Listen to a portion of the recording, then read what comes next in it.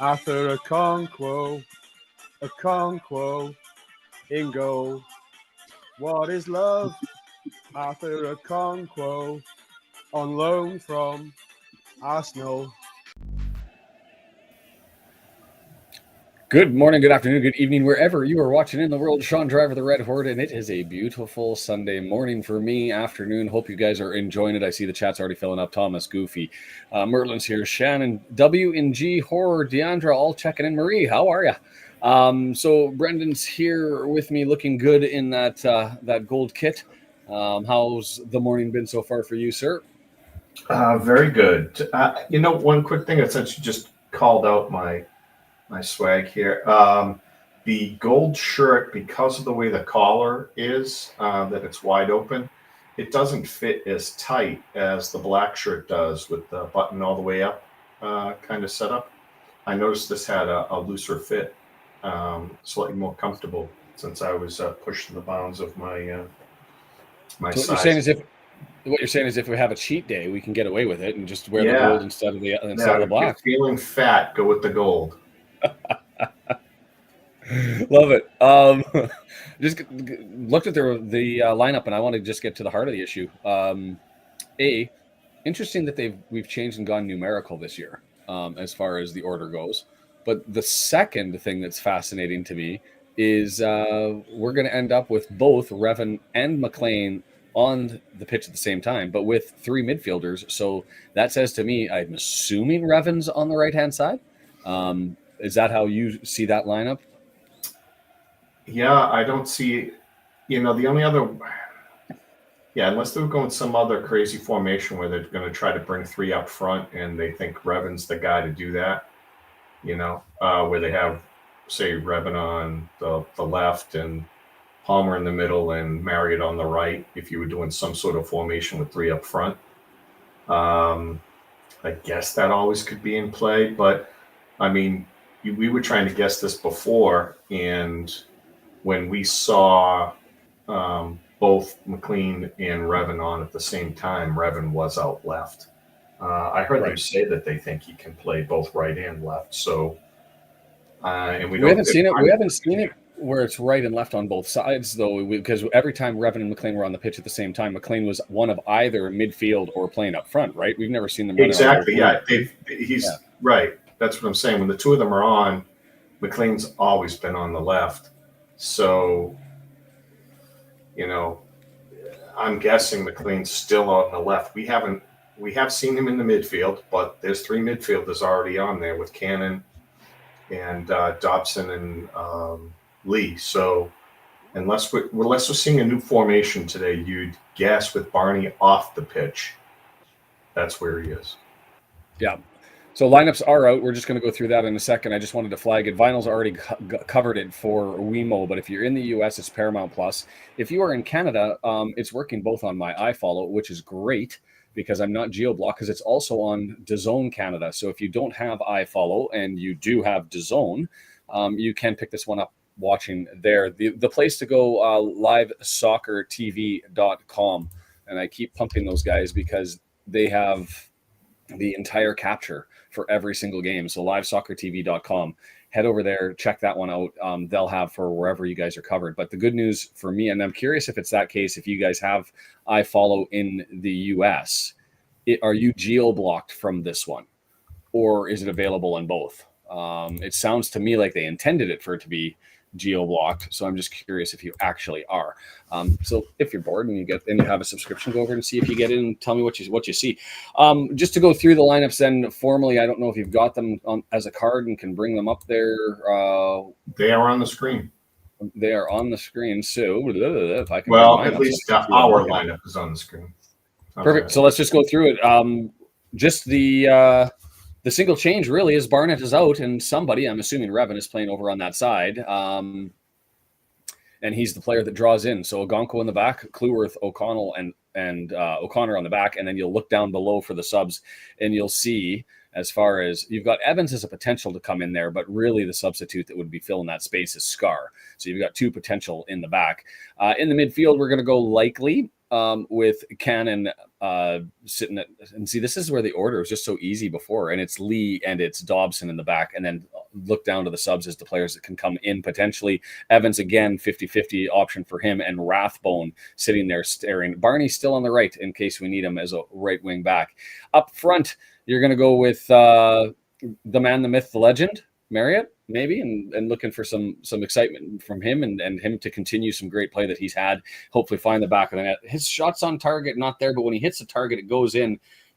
I'm going to suggest that when you stare at a stat like that, that you just need to hit the net a little bit more and trust that you're going to find the back of it. But Marriott's still stirring the drink this year better than we kind of hoped, I think, and sort of what I expected. Maybe, I don't know. I think he's actually performing a little bit better than I expected.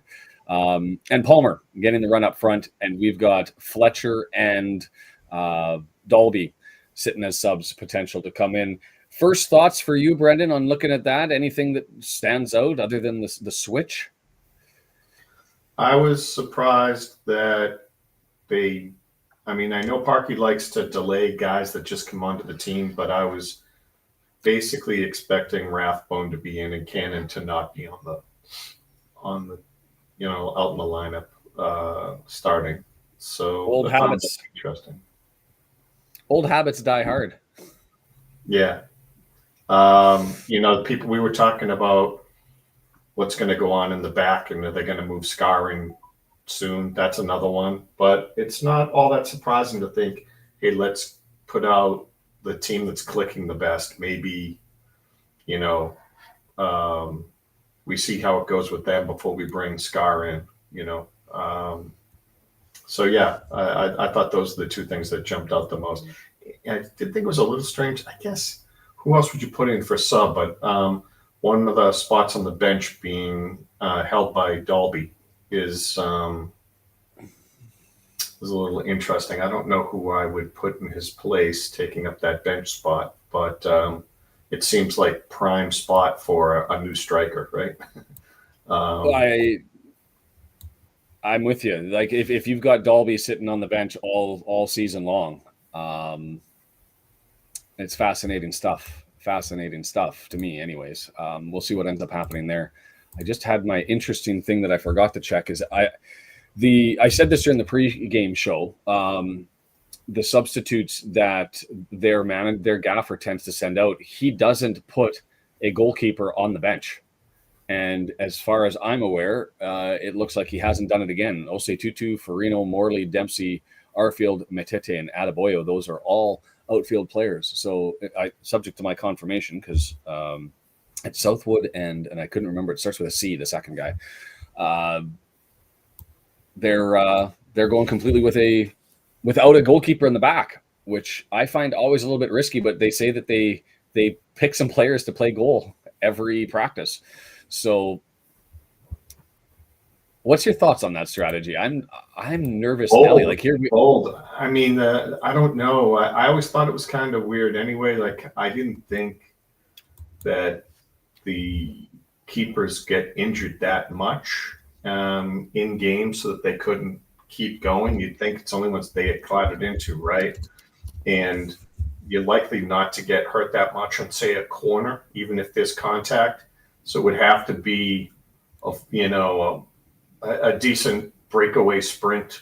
And how many of those do you give up a year in which there's contact?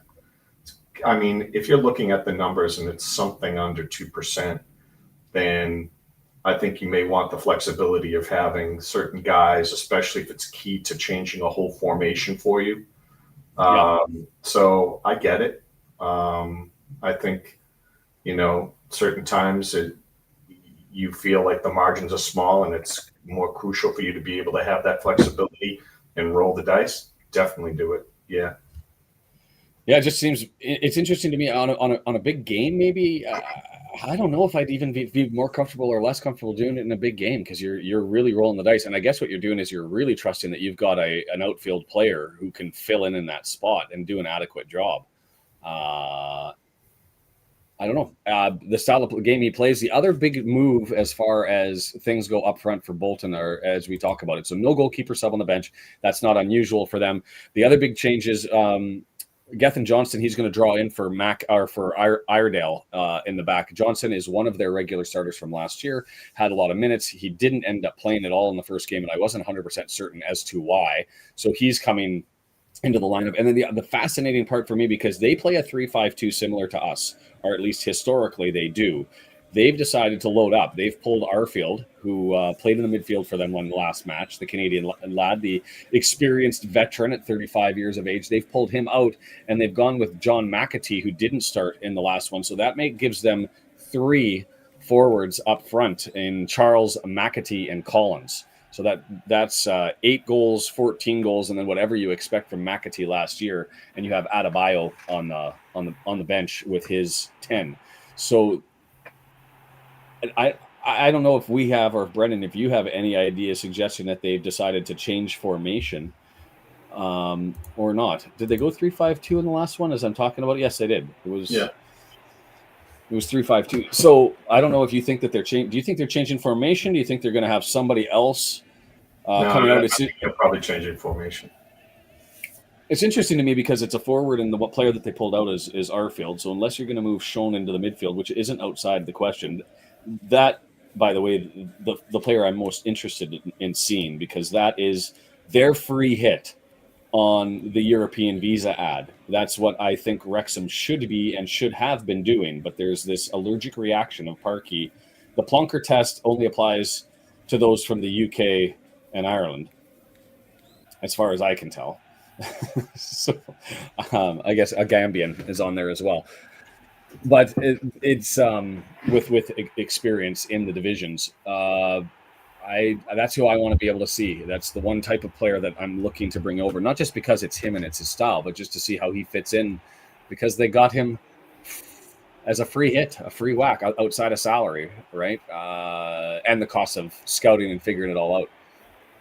Hey, I just wanted to point out that we had some interaction on the Discord server, and yes, go for that. I just wanted to. I'm transitioning in another photo that just showed up. I believe it's Welsh Techie is the one sending us all the pictures here, and we have a picture from where he's sitting in the stadium. So he's obviously in the north to the south end. I can't tell from this picture. But it's a great shot. This is the kind of stuff I was hoping we would get on game days, where people going to the stadium would show us what their view looks like, what the stadium looks like, and so on. And he also had this nice picture of the stadium setup itself. And he was going over how incredible the shop was, that it was like 10 times the size of the one that we have at Wrexham.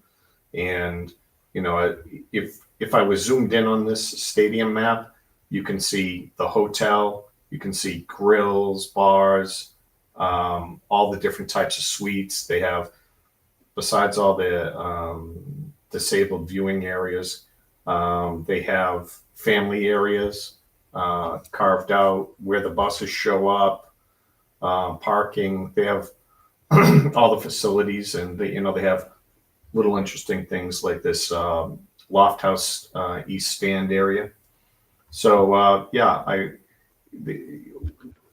they were basically saying how some of the people in the Discord chat were saying, yeah, this is like the future. You can envision something, really nice like this in Wrexham, hopefully. I'm loving that. So if I guess I should probably take that link and cut that over. I'll do that in a little bit here. I just wanted to go through lots to chat about coming up from the chat here. So first off, the score stuff, which I find fascinating. Stephen going 5-1 for a Bolton win. A2Z 2-1 Wrexham. We've got Obsidian Block going 2-0 Wrexham. Another one 2-0 Wrexham. My take on this one, and I'm curious, Brendan, if you don't have to contribute now, you can contribute later and think about it. Goofy Splats, stolen mine, 2-2 is where I thought I put that into the preview show, and so I'm going to do that. Wrexham 2, Bolton 2 today, perhaps. That's Patrick's is exactly where I'm at. I was swapping between 2-2, 1-1. Bolton's too damn good to just walk into their barn and think that you're going to end up taking 3 points. That's my opinion. Unless James McLean, who always seems to play very, very well against Bolton, ends up and pulls something out of his hat. I look at their lineup and the fact that they've also loaded up front and they tend to come up downhill at us. This is going to be a 65% possession to Bolton and us on the counterpunch, hoping that Marriott and Palmer can figure something out. Battle throughout, and I'm hoping we take that 1-1, 2-2. Other comments that are going on, and there was a question there from ATV earlier on. I think we answered that for you. Swapping wing back. I don't know if it's easy, but yes, Revan's going to be playing right back over Barnett unless we get surprised, and we'll see what's there. And it sounds like Paramount Plus is the way to go.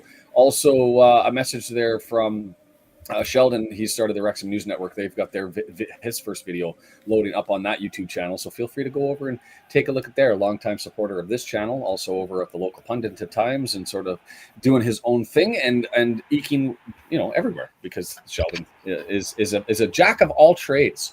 And so I appreciate you stopping in. I think that's it for there. Can we talk about, so where I'm at, if you're on iFollow and you're watching, you can see the Wrexham fans sitting, starting to draw in opposite. And I'm assuming that because all I see is red mixed into the red and blue. So that's where they're going to be at. So it's 3,000 or 3,100 tickets that were sold and allocated to Wrexham here. They are expecting greater than 28,000. The fascinating aspect of that means that since December 28th, 2003, this will be the largest attended game at the Tough Sheet Stadium. And that record, I should say, that's almost that is the one with Leicester in December 20th, 2003, where they had 29,000 plus. That is their record for attendance. We're massive. That's all I've got to say. A couple more scores rolling in here. John says 2-3. I think there's goals in them. The fascinating part is predicting 2-2 and also, and 2-3, John, as you did, is we also have exceptional goalkeepers. So I expect them to be under siege here and to have some threats. But Baxter and Ogonkwo, no joke. Most people in Bolton are 100% confident that Baxter is the best keeper in League One. And there's nobody close. We'll find out how he looks today. Chris, how are you, Chris? Hope all is well and you're enjoying things where you are. Interesting, Stephen. I thought that Marriott has. I think there's magic in those boots. I thought he's had himself a good first game. He ended up drawing in on a number of. I don't know. I've been happy with Marriott. Brendan, what's your take on Marriott so far this year, and where your thoughts were on him from the start of the year? I like his activity out there. One of the things last year he was suffering was the yips when he would get the ball and wouldn't finish, miss a lot of shots when he had the opportunities. He made an incredible finish. Hopefully that gets him in the right mindset. And, now he doesn't have those. And when he gets the opportunities, he's going to nail them. I know Palmer, supposedly adds value by standing him up and you can hit him and then he passes it off to Marriott. I love seeing Revan out there. I think it makes us more dangerous, but not when you take Barney off the pitch. I think we're far deadlier if Revan was on the left and Barney on the right, and you had that wide threat, and then you still had Marriott and Palmer in the center. I would rather see Cannon off and McLean in the middle, and in this setup, I guess that would be the change I would make. Well, I said during the pregame, that's exactly what I was wanting. I wanted McLean in the middle, and or not in the middle. I wanted McLean up front to have the opportunity to score it up as my ideal. Yeah. as I'm getting louder here, the gains just got bumped up on my headset from the audio, and I could hear Mark grabbing stuff and getting things ready. I'm going to put up the table, by the way. It's behind. Okay, go ahead and do that. The reason why I want McLean up there is because of his history with Bolton. I want to give him every opportunity to score in the back of the net, get involved in the housery, and stir up the middle of things. 73 people already here. We're going to have a cracking day if this is the rate that we're going, as we're 17 minutes before kickoff and still kicking in. While you're here, hit that subscribe button, that like button, and also feel free to let us know where you're watching from, if it's not one of those countries that's in the bottom, so that we can scratch this off and keep updating things as we go through it.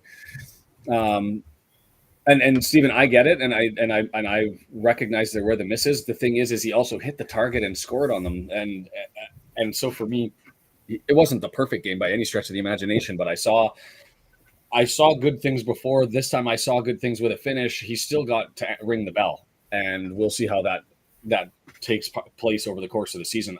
And I'm still somebody who says when Mullen comes back, I want Marriott and Mullen running up front, assuming we don't sign another striker, and we'll see how that goes. 28,000 is bigger than any of Bolton's last season's home games. It's bigger than any of Bolton's last home games going all the way back to 2003. It's been 20 years, 21 years since they've had over 28,000. It is going to be full. It is going to be angry. They are going to be on McLean throughout, which will be fascinating to hear. Terry going 2-1. And I saw another one there from Vinyl splitting the difference on the 1-1 I liked that 2-2. And Jake says, and that's interesting. We haven't talked about it, Jake, but or Brennan, but Mackup could be on the right and Revan in his spot. I don't know how good either of them are on their opposite foot. If you're going to invert them wing backs, which one gets inverted? Very interesting. Remember they did that. They switched McLean against. He was doing a number on our boy from. What am I thinking there?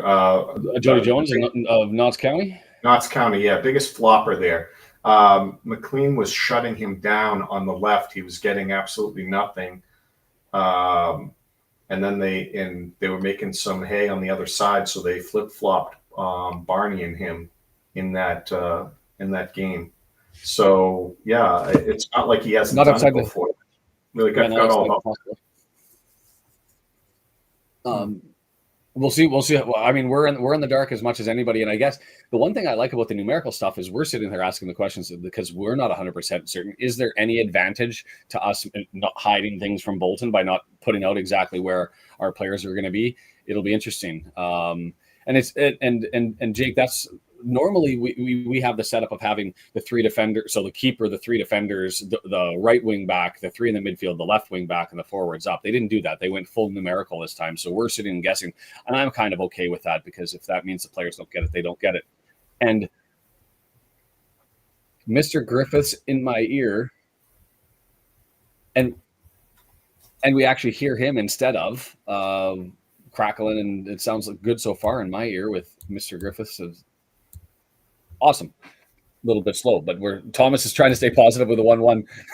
I love that. That's where I'm at too. Look, what else do we got to talk about? The attendance is there. The McAtee thing up front. I don't even want to talk about him. I want to pretend that he doesn't exist until I have to say his name and that he exists. What's your take on McAtee and him not coming in and us getting snubbed in the 11th hour with Bolton grabbing him and moving forward? I was happy with the move if he would have come to Wrexham. Was I ecstatic about it? I don't think I had the same sense as I've had previous with some of the other signings, but I was certainly content. Whenever you hear a brother of somebody coming in, I think Keith Gretzky, it always just puts me off because you wonder how much they're getting an opportunity because of their last name. Yeah, I hear. I don't know enough to know if we just let the perfect piece slip through our fingers or not. Also don't know what it was. Did he really come to Wrexham? Did he really go through a physical? Did we see something we didn't like? Was he playing games and cared so much more about the money? He just kept goosing it up and up and up. And we were like, you know what? We really want you to come here. And if it's only about the money, then you're not here for the right reasons. So why don't you just go elsewhere? I don't know. Or he could have been the best guy, and someone in the front office plays hardball, figuring that they have to do that long term, and they can't have this reputation of rolling over and just paying and outbidding everybody. I obviously we don't know enough to know if this was the right move or the wrong one. People quickly shift to Michael Smith and think, hey, that would be even better for us. I don't know. Part of the kicker there, Brendan, is we don't know what was paid and what salary or transfer fee, right? And so it's unlike North American sports, and that's the part that you're talking about. It is the biggest frustration of measuring things off is not just the quality of the player and whether they fit on the pitch. Is that dollar amount? We'll never know. You'll never know. I'll never know, and that's the kicker for me. That's what I miss on, by the way, on the documentary. I mean, that's the kind of stuff. Like I think you've mentioned it before. Like when we were trying to sign a guy and it was the 11th hour. Can you imagine the tension? We were trying to get the fax machine to work and it's out of paper and someone's running to, oh no. And, how did we blow that? Come forward, show who it was that messed that up. And why we didn't get the paperwork processed in time and get someone across the line. That would be suspenseful, exciting, because that would be something we don't know behind the scenes when we're feeling like we're getting good information. Whereas it's not as exciting watching it when we win or we know that Ben blocks the shot. What's coming. You're excited to see it, but that would be the really behind the scenes stuff where you're yeah. I want to help a rerun here, and I hope I've got this up. Ask if the game's on follow. Can't follow it. I'm curious if you're in the US, and also if anybody who's in the US can go to iFollow and find out whether they can actually load up the game or not. My understanding is that it's only available Paramount Plus in the US and it's geo-blocked off of iFollow. That's not the same. Chris, thank you, my friend, hitting us with the super like and donating to things. Appreciate you there. So if somebody wouldn't mind checking onto their iFollow and seeing whether you can actually log into it in the US, I can choose. In Canada, I've got it available to me on DAZN. I've got it available to me on iFollow. And I think it's supposed to be like that everywhere else in the world. And that's sort of unfortunate for those of you in the US because you've got to carry potentially 2 subscriptions. If it's going to be televised on Sky, you get it off of Paramount. If it's not televised on Sky, or this one is televised. That's why we're playing it on a Sunday. And if it's not televised on Sky, then you go to iFollow. So you got to carry 2 subscriptions. So we'll see how that all transpires over time. Steven's got iFollow up right now and is watching it in the USA. So maybe interesting. So then you wouldn't have to carry the 2 subscriptions if you trusted it. You could just go with iFollow. So somebody rerun might be able to help you out. It should be available, it sounds like. And both are working for John. Good stuff. Thanks for helping out. That's why I have all of you guys running through and doing your thing. Going back to the documentary stuff and the talk about the salary and the transfer sort of being unknown, as I had a discussion, I believe it was on Twitter and it might have been on Discord, but was talking about why aren't the salaries out there? And there's a different sense, a different mentality that we don't have in North America from North American sports because we've gotten used to it. Is all of that information is public knowledge. It was part of the collective bargaining agreement and negotiated by the unions that they wanted everything to be public. And so it's out there. You find out the length of the contract, the amount of the contract. You find out if there's signing bonuses, the actual cash that's being paid, what they have to do to get those bonuses. That's all standard run-of-the-mill stuff. And in the UK, a lot of people, I'll say most, said it's private information. Why would the player want to release that? And if they don't want to, then it's not up to the employers to go ahead and do that. And I agree with you, unless it's negotiated for. And I think it actually helps the players because that public information sets the bar as a comparison, so they can say, I'm better than Joe Smith over on that team and Johnny what's his face on that team. So you would think that the clubs benefit from keeping everything quiet. I just want the information because, like I said, with the John McAtee thing, we will never know if it's a good deal because we will never know exactly what they paid and whether it was prudent. If they dropped $500,000, it's one thing. If they dropped $1 million on the transfer, that's another. So how are you, Alex? Nice to see you stopping in here. And John also stopping by. I appreciate you stopping in as well. And Stephen maybe saying outside the geo-block. I don't know. I'm only a little bit more than a stone's throw away from the U.S. border, and they seem to get me every damn time. Marie's doubling up, got everybody everywhere, watching the local, watching us, watching Paramount. Josh said to say hi. I'll say hi back to Josh. It's a fascinating stuff. Looking, the stadium's already 90% full and still filling in as we're getting Mark. We're 6 minutes away. Did we get a score? Yeah, you gave your score prediction, Brendan. Are you guys getting John Mark Griffiths as I guess you guys don't have it up on Paramount Plus, do you? I have it on Paramount Plus and on iFollow in the US. And are you hearing on Paramount Plus any, like, I'm just curious, are they running a pregame show or are they just, is it something else and they're just going to? They were talking about it before I switched off of it, but okay. Yeah. I just put a pickup of the stadium again that was sent to us by Welsh Techie again. If Welsh Techie's part of the crew that goes to all the away stadiums, I'm really excited to get shots from him every week when we're doing away games because these are pretty cool.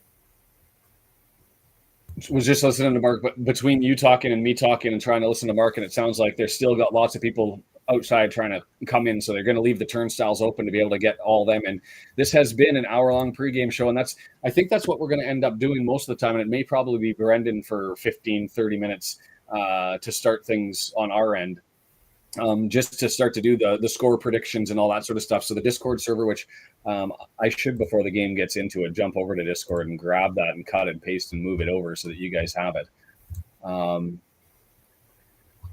Mark talking, feeling bad for Barney.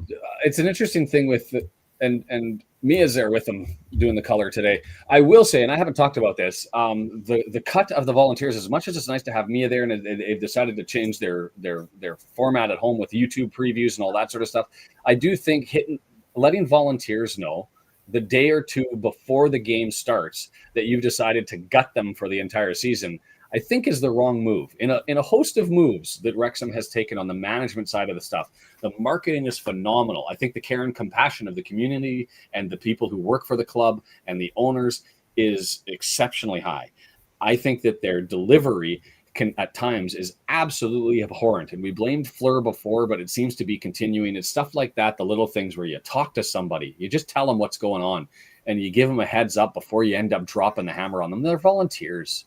And they've given their time and energy to the club. I just think that was a low move, and I think it was unnecessary. So there's the Discord server going up. That's my 2 cents, and a host of moves, whether it be selling kit, bringing kit, the fan zone. I would say this though. I mean, not to just focus on negative. The people they're bringing in for the pregame and the way that they're upping it a level, I really like that. I think it's far better. So Mark is the star of that show, and was it? I'm going to mispronounce his name, Che, and they sometimes would have a couple other people on. They were adding very, very, very little to the whole show. And to have people, former players, to be able to give their insight is far better. And obviously they did the most important thing, which is keep Mark around, right? But so all those are positives. I absolutely agree with everything else you said. I don't have a problem with the decision, but if you think you're going to end up doing things because you've got an opportunity, these are stalwarts of the organization. Massive hosers. Oh, and it retracted. Okay, that's hilarious. Michael Capper, I owe you because that's awesome. Michael Capper has a retracted message, and what he said was, "All right, hosers." Hosers being Canadian slang. Yes. For an idiot if you're not familiar, but it's not a curse word. I And know. the bot, Surprising that the bot gets captured stuck. hosers. I think that is amazing. That made my day before kickoff. Catherine, nice to see you here as well, dropping in. Oh, and then he's dropped it. Let's do this. Okay, so it didn't catch it the second time. Maybe he retracted it himself to clarify it. Going to be a lot of Georges on the pitch today. Yesterday, lots of Kelvins, which I don't think I've met any Kelvin, but there were two of them for Reading as we took that one in. Just quickly about that one, because we've got Reading next week. They beat the absolute tar out of Wigan. Looked exceptional doing it. You look at, I was started the preview video for Reading already, and you're like, well, these guys don't look scary at all on paper. And then you contrast that with what we saw, and they were scary. They were scary on the pitch, and maybe that's just a message to Wigan's current quality. Who knows? And yeah, John, those are my sentiments. And I think Brendan's as well. All well and good, but they seem to not give a shit about people, and that's been sort of the awkward take for you say we're community and we're going to do our thing and we're going to make sure that we focus on people, and no message during the EFL. The FA Cup replay change, obviously because it's a Harvey thing. I don't think they were in a position to maybe be able to do that. They've had stewards that have been moved out. They've had issues with their ticketing and memberships that they haven't communicated well. And sometimes it's just putting out a press release and sending a message and saying, this is what we're doing. But at the end of the day, we got a big game in front of us. I'm interested to see the lineup as it comes forward. They're standing around the circle of it. I don't know if I'm ahead, and maybe that's one thing I should do is load it up on DAZN on my phone, and I might be able to find out whether I can get ahead if there ends up being a big latency with all of you guys. And I just picked up an order on the Shopify account, which I'll get back to you guys. Moment of silence. I always feel awkward talking about the moment of silence. Or it wasn't a moment of silence. It's just the whole crowd went silent all of a sudden. By the way, I'm looking forward to that. I thought when we took HP on as a sponsor, the big upgrade would not be a couple of laptops and a home office printer. I thought we were going to get legit technology. Now, I haven't been in the stadium, so I don't know if you can order food downstairs on touchpads or order it ahead of time. They just got Wi-Fi, man. They just got Wi-Fi. I know. But I just saw big screens. That's a thing that is always up front in American stadiums where they have multiple big screens around so that you can always get a great view of something, great replay and so on. And not having that at our stadium, I think is a negative, and I was expecting that. Now I understand you don't want to hook something like that up if you're going to be tearing down a stadium, but geez, the whole stadium's not going to be done in the next year or so. You could put up something. Tactical, how are you? Just so that you're aware, a Bolton fan just jumped in there. Absolutely welcome here. That message was retracted because it was all in caps. And I'm of the point, if there are people here who are watching, feel free to join us and have a good one. Give your comments, your 2 cents. It's absolutely welcome. Just be civil while you do it. And you weren't uncivil there. It's just they captured you. So the applause is over. Just for curiosity's sake, I follow 8 seconds behind DAZN. The thing is I prefer to have Mark. So I'm going to stay with the 8-second delay, and we'll see where we go with it. So we might have to change that stuff. So welcome to the Wanderers fans who are here as both teams doing their pump up, and I can see Sheehan right in the middle of that one. I'm interested to see him. Of probably all of the Bolton players, he's the one that I'm most interested to see, because when you end up pulling the numbers that he did with his assists last year, that's something special. Black kit versus white kit. We already got identified by somebody. We're doing the black and white game today. And we'll go, Bolton's going to go left to right on your computer monitors. Wrexham from right to left, and they're going to start us off, and I'll count it down so we can get the clock going and get this thing underway. And whew, I'm ready. This one's destined to be something special as the arm goes up from the referee and we look to get it started. I can't wait. You'll have to let me know too, Brendan, or the chat, how far behind you guys are with things once you get this from me. There we go. We're underway.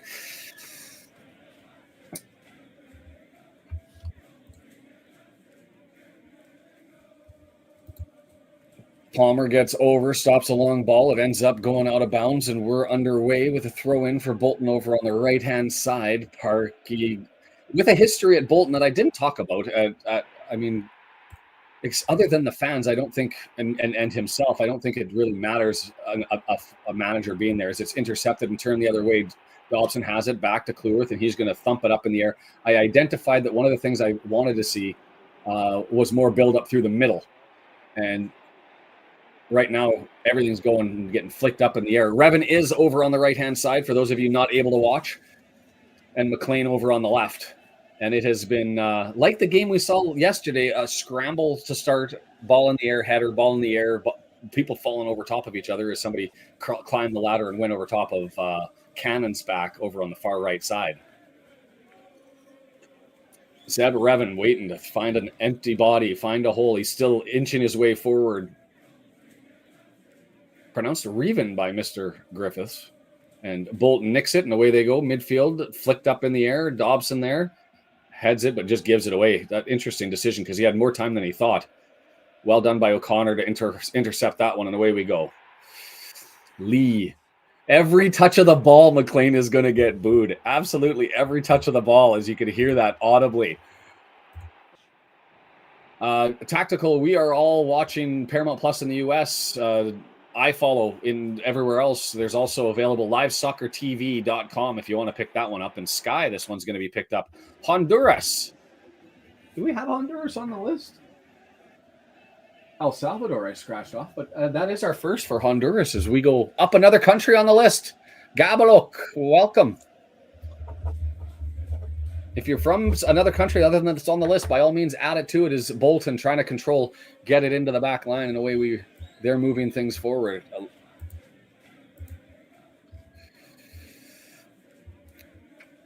Sean 23. That's who I want to watch. Sat in a bar watching you guys on the phone.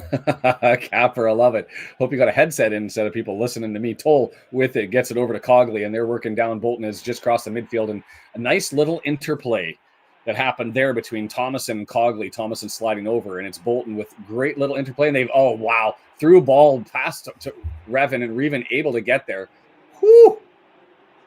Reven scrambled, and that's the speed. The speed of Reven saved him there because he got beat by Sean, the Hungarian new signing that I'm all interested in watching, who got, he should have been offside. That should have been given. But in any event, Reven's pace gets him back there, and well done, and it's going to be a corner. Unless they actually called that offside. They didn't. I'm curious what everybody else thought about that one, if you say offside or not, but it looked pretty clear to me. But here it is, right-footed in-swinger, first set piece, and it's Palmer clears it.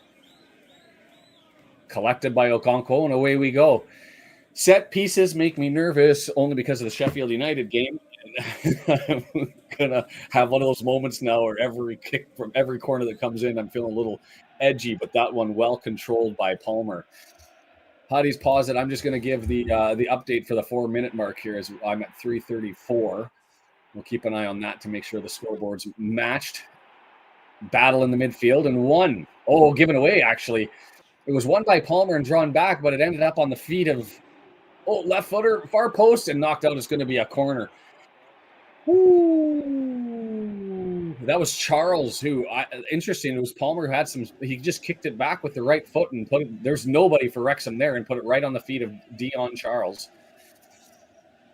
And he pushes it forward, and Okonkwo had to make that save, and it ended up not being that hard of a threat and lots of space, but he goes out there and gets his right hand on it. Rotterdam, jack of all trades in here. A couple of saves, and there's the early, and it's flicked up near post and headed straight up in the air. Too far to go out, and headed forward, and it's going to go for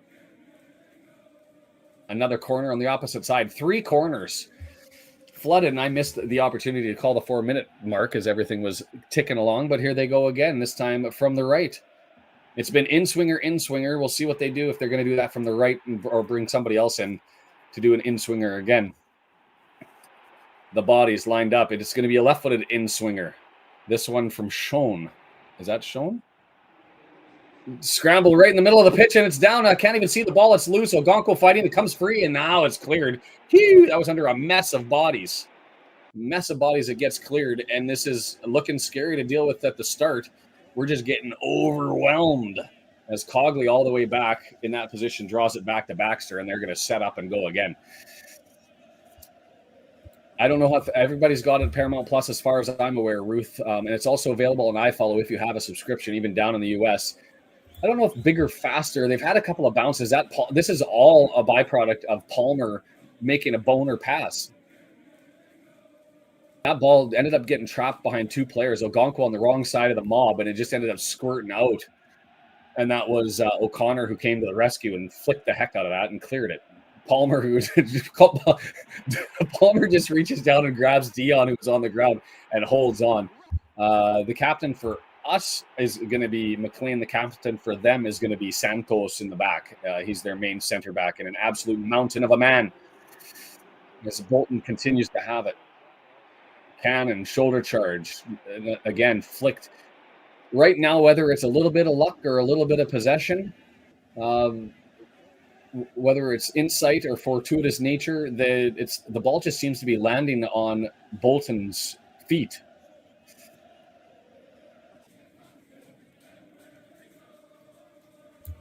Offside on us, and so it'll go the other way. And we've got somebody on Twitch. If you are watching on X, if you're watching on Twitch, if you're watching on X, you can come over to YouTube and pick that one up. Brendan, producer B in the background, not that pleased with the offside at all. To be fair, I was not tuned in enough to be able to catch it. But I'll call BS because he's that upset. Tirana. I don't know if it's Reven or Revan. I've heard everybody else say Revan except for Mr. Griffiths. And so we'll have to now consider what it's supposed to be. Somebody might want to try the hashtag AskWXAM to figure it out. Everybody now taking a point after seeing 7 minutes and 10 seconds now of what is a dominant Bolton position. But this is what we anticipated, right? We all said at the start, a nice little pass to Revan down the right-hand side, showing he's got pace too. Regan able to keep him at bay into the penalty, and it's tackled, and we're going to get a corner over from the left-hand side. And so that looked impressive. We expected Bolton to have possession and to come downhill in a hurry. That's who they are. That's what their stats say. That's what was confirmed by Ben Timberlake of the Fan Zone podcast, who joined us. So that's what we get. Our counterpunch has to be there. Our defensive shape has to be there, and we just have to seize the opportunities like this one, a left-footed in-swinger from the right-hand side, and let's find it early. TOC serving it up. It's going to go near post, headed away easily by Johnston.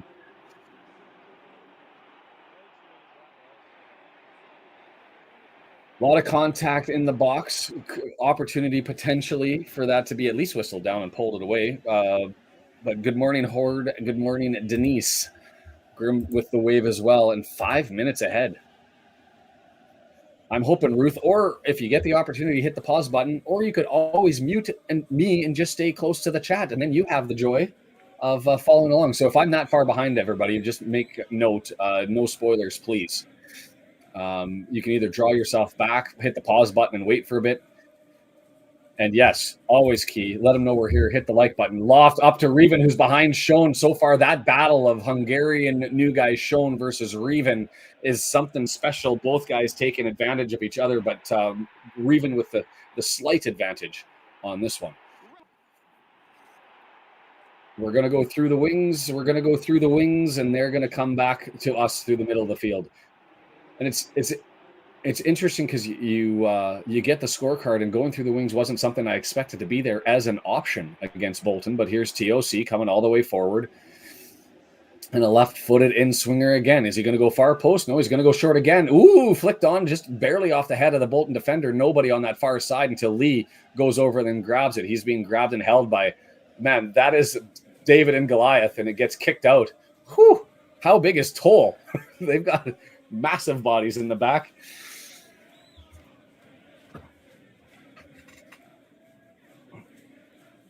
And here come the boos. Oh, I love it. And he's smiling. McLean turning around and making sure that everybody sees that grin on his face. I hope he finds the back of the net, McLean. Nice turn. Dobson He's got space under hit it, but it's come loose to Marriott in the middle of the box, but he's scramble play. He loses it. It was a bit of a surprise to land on his feet. Not sure you could do anything with it, but it's kicked all the way down a little bit too far. And this thing there is lots of action. This thing is going nuts. 10 minutes and 25 seconds coming up right now as they took their opportunity to counterattack with the long hit down the right side and just a little bit too far. 4 attempts to 1. We're finally getting stuck in with an opportunity going the other way.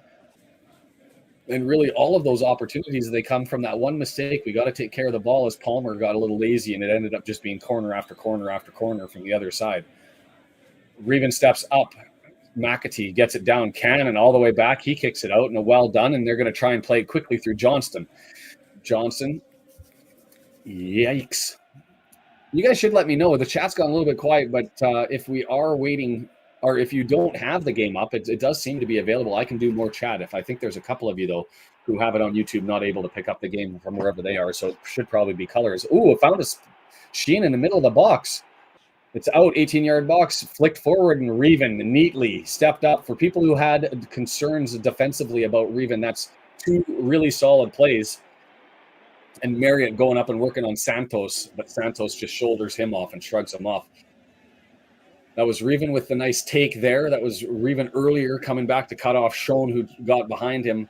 A couple of nice plays early on defensively. Busting his hump both up and down the pitch. And we have a moment to breathe as they slow it down and Johnston inching the way forward. And this is what I sort of expected, was a little bit more build up instead of the manic stuff that's been going on as they turn it back to Baxter and they start to go the other way.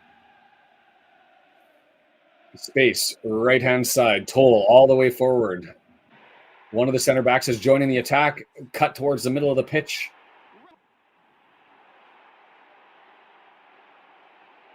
That looked like a number 12, and I don't see Cogley. That's who it is. Thank you. I'm coming up to 12 minutes and 30 seconds here. Going to be marked in 4, 3, 2, 1, 12:30. All the way over to the right-hand side, Toll, who's still up there, draws it into the middle of the box, flicked up, over, and that was well done as O'Connell picked up Charles, who came sort of from his blind side.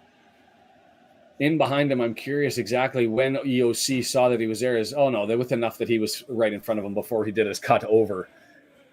But was able still to get a foot onto it and flick it up over top.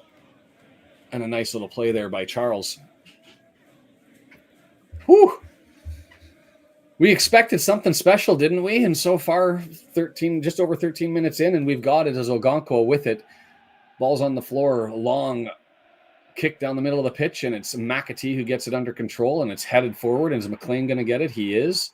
No booze off just the header. It's got to be at his feet, and he misses that one with a push in the back, and he says, and he got it. The crowd's going to love that one because McLean takes a push in the back, not able. I don't think he moved him. He did. Collins did put his hand on his back, but I don't think he actually moved McLean. But it went over his head, and McLean scowled at the referee and ended up getting the call there. Well done by the man who hates the king. O'Connor draws it back. It does look like a glorious day in the sunshine on a Sunday for some football. Ooh, missed touch, and we've got an advantage. It scoots free off a lead and can't get to Palmer. That's 2 plays now. Oh, Dobson gives away a free kick. Cannon gets into a little bit of a shoving match with Charles. He doesn't get involved and just walks away from it. And now we've got another whistle here. Didn't like where it was taken, so he comes back and has a scream, but we're underway, and there's Sheehan. First time I've seen him through the midfield and called his name, so now I see exactly where he's at. Toll ends up getting it, and it's drawn over and given away, but not able to control it as it's kicked too far down the pitch and right to Santos, right past Marriott. Nice little flick on there, but the back 3 seem to be in the right position. And O'Connell turns it over, and then he draws it down. That's going to be a foul going the other way. Free kick. They want a card, as they're saying. I had an opportunity to get through. And the official pointing and saying, no, they had 4 guys right there. I'm not giving a card for that. So O'Connell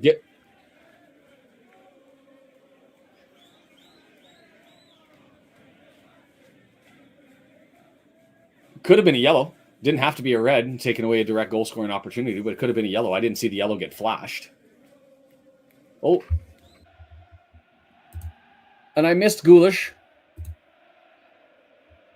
Thank you so much for the donation there. And I missed that one. That's on me. And that you love the commentary. So I appreciate that. Ricky likes the new screen layout. We haven't had a poll on that. People can let me know. This one's going to be 9 yards, 10 yards away from the goal line, just a foot outside of the goal, out of the 18-yard box. We've got 2 men in the wall. We saw exactly this play in the last game, and I think I've gone a whole 2-3 seasons not seeing it. Left-footed, and Okonkwo climbing the ladder and has to get that. That's twice in a row where the players decided to take a shot rather than put it into the mob of people in the middle of the pitch, in the middle of the box. Sheehan taking the crack at that one, and he got it bent down. In the game we saw in Reading yesterday, not able to bend it. But Okonkwo got that, and it's going to go for a corner. Okonkwo being top tier.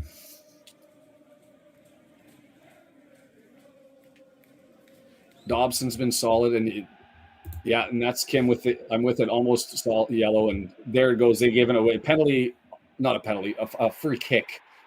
Being given to us, and so we're going to have that. Okonkwo settling that down. There's too much pushing, too much shoving in the middle of the box, and Okonkwo gives it over to TOC and immediately directs him and says, "Step on up."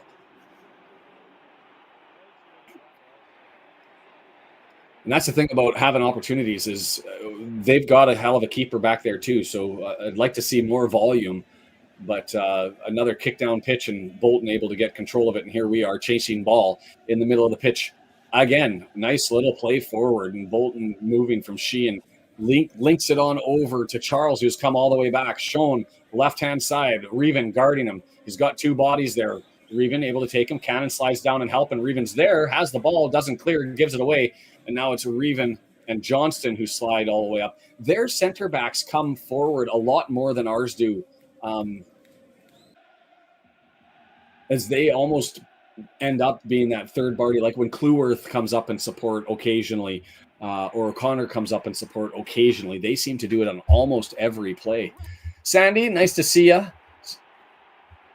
Santos goes back to the keeper. Marriott had an opportunity to intersect, but not there. Magic Weekend. We don't talk about that sport. I threw my towel in Magic Weekend, a rugby league reference, and when the English turned away on Toronto, they turned away on me, and I stopped watching that sport entirely. I'm with you, Dave. Bring back the mustache. As Bolton with it in the middle of the pitch, Sheehan ends up grabbing it and just easy as draws it back to Toll, and now they've punched it forward. O'Connor tries to nick it and gets up there and knocks it out. And it goes Bolton's way.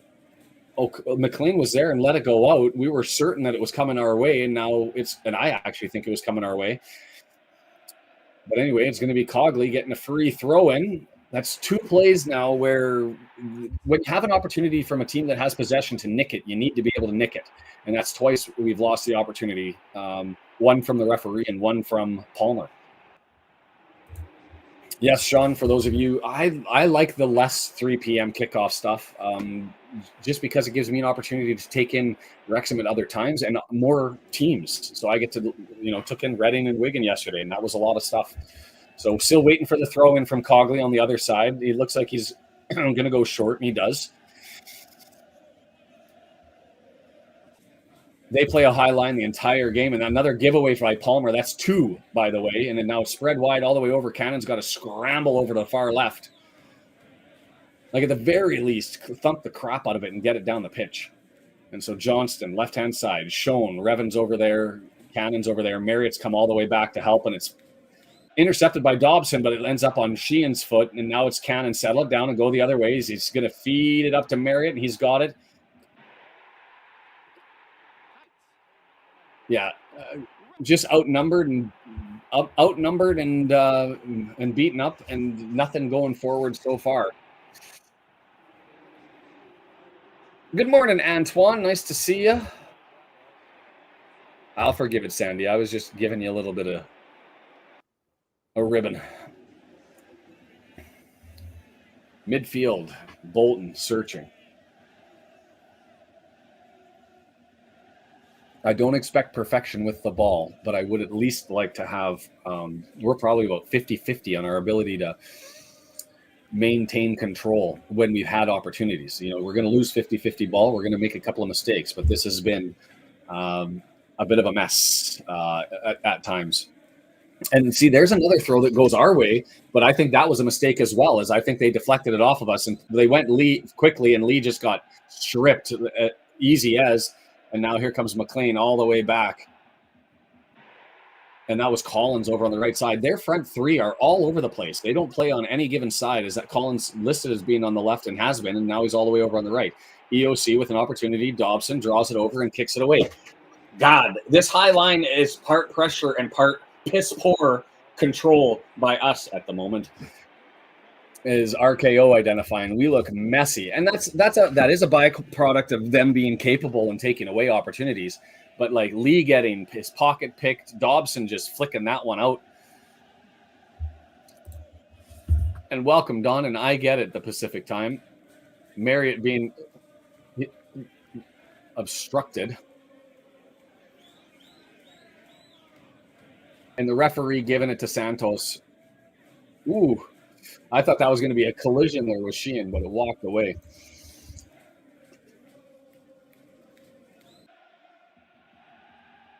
And it could definitely be Michael Capper identifying. It's just adjustments for the season. And Santos and Marriott having words. The referee in there giving it to him as well. What was happening there was Marriott was trying to chase the ball as Toll was settling it down. And Santos obstructing. Can we keep the ball, guys? I do expect that when we have it, we're going to go quick in a counterattack. But that's also, by the way, that's 3 throw-ins, 2 for us, our benefit, 1 for their benefit, that I think that the line on this near side has just gotten wrong.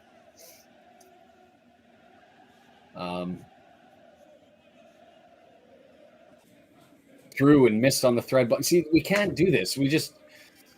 O'Connor just punches it right past McLean's feet, and I don't know how he ends up taking that one from where it was. Yeah, I heard of Okocha's name this is the highest attended game since him. That game in 2003 involving Leicester City where they set the record with just over 29,000. This game, the highest attendance since that game and since Okocha's. We just kick it out. O'Connor panicking again and just pumps it out with his left foot. And I think he had space and time to look and get it. Adjustment for tougher competition certainly could be. O'Connor trying to get another one. This is a situation where, however that gets out, you take it, and McLean gets it out. And we're going to get a throw in there, and McLean with the applause. He cleverly did the old kick it off the defender's shins and got that off to Cogley, and hopefully that settles things down. Take a breath, boys. Take a breath. 23 minutes and 40 seconds coming up right about now on a glorious Sunday, wherever you guys taking this one in as Dobson plays it. That was a nice little pass forward up to Cannon. Everybody scrambling forward. He's got Reven to his right, no options to his left. So he gives it to Reven, and Reven trying to get around Sean, and it's going to go out for a goal kick. That was well done by Sean. That has been a great battle between 2 good players over on that side. And yes, Jordan Davis is with Grimsby. He had himself a game, man of the match stuff for Grimsby in League 2 yesterday with a free kick winner and another goal from open play. And playing Cheltenham Town, and Cheltenham brought in Luke Young at the half to try to control the young Jordan Davies, who had been bashing it. Oh, giveaway by Bolton. Dobson, the benefit of this one, pulls it on back, tries to get the switch, and just not far enough and well read. Too predictable, as that was Toll just running forward and intercepting the ball, something they're supposed to be weak at, and they just did the job. Well done by O'Connor twice. And taken on, I'm sorry, you see Toll, the mass of the man, running at me, I'm probably getting my foot out of the way. But he doesn't. He hung in there and got it done. But so far, this has been a midfield battle won by Cannon with a shove in the back on Sheehan, and that's going to come the other way. A midfield battle won by Bolton. And if you look at Bolton, and what I identified as a potential way to get some success was through the ground in the middle of the pitch. Chris with the donation. Thank you, my friend. We might get to the point where we don't have people to give them out to. Where you guys are going. But super appreciate that, and thank you for it. As everybody's benefiting. If you don't get a gift membership and you want one, click on the present icon on the top of the chat and click the toggle to open that one up so that you can get it as it comes back to Toll, who's surprisingly quick as a big man and draws it forward, and Thomason pulls it on back, and here they go. Yeah, and I heard I'm about 2 minutes behind. I've heard somebody say I was 5 minutes behind them. Not much I can do, as DAZN's only an 8-second difference. Clueworth with Nick in the ball, and here we get to come the other way. Led forward for Palmer. He's chasing after Santos. That's a push in the back, and that's going to be a free kick for us. There's a protest, but that's the same call the other way as what EOC gave on the free kick. Is you can make a shoulder charge on a 50-50 ball, but that one's a shoulder charge when it was not a 50-50 ball, and Santos didn't have a play on the ball, and that's why they give the call. It's the right one. Cruzando from Brazil, how are you? I will say this. I met some Brazilians in the park, and I married a Korean, and I had the most amazing combo Korean-Brazilian barbecue I've ever had, and haven't really had the Brazil barbecue before, and now I've got to find a place to serve it up because that was something special. Something special. So this is going to be a free kick. I think he's moved it away from the 18-yard box, further away than where the penalty occurred, but it's Lee and TOC sitting there. I'm expecting 2, maybe 3 in the wall, given the angle. 2 in the wall, massive bodies standing just outside of the box. And just a reminder, no spoilers if you do see anything. Nothing up there yet, but I'm hoping that's going to be the case. I expect TOC to be taking this right-footed and smash that one in, and it is. Smashes it in, and it's headed straight up in the air by Schoen, and we're going to take the corner as a sub on the other side, so TOC walks it over, and away we go. So, yeah, Davis getting more playing time, man of the match, and he looked good. Just nowhere to draw in on this lineup, right? You got Ford standing on the outside. You have Barnett potentially standing on the outside. I never would have called that at the start of the season. And a bad return by Cannon. I'll go up. BY die. I'll just repeat it. Sloppy. So far, the message in this one. Kimchi barbecue, Brazilian steak. It was gorgeous. And now I'm salivating, and it's 7:30 in the morning, and I want myself some supper. And there's Sandy with the message. Yeah, just a reminder. I score, you score, they score, we score. You guys just please wait until I get to it, so those who aren't watching somewhere are able to enjoy it on their feed. Baxter waiting to get it underway. And there's the message. Thanks, Chris. From some of the people who received it. Greatly appreciated. Baxter with it, under control, heads it all the way down, stepped up, Sheehan gets it, and there's the drawn flop. Well done by Sheehan, who ended up going down like he was shot, and the opportunity, the foot being up there, and that was Cannon. No cards from it, just a free kick. And here we go with Santos with it, inside their line. Thanks, Antoine. I appreciate it. I'm just a guy who likes some sport. Another great tackle by Dobson.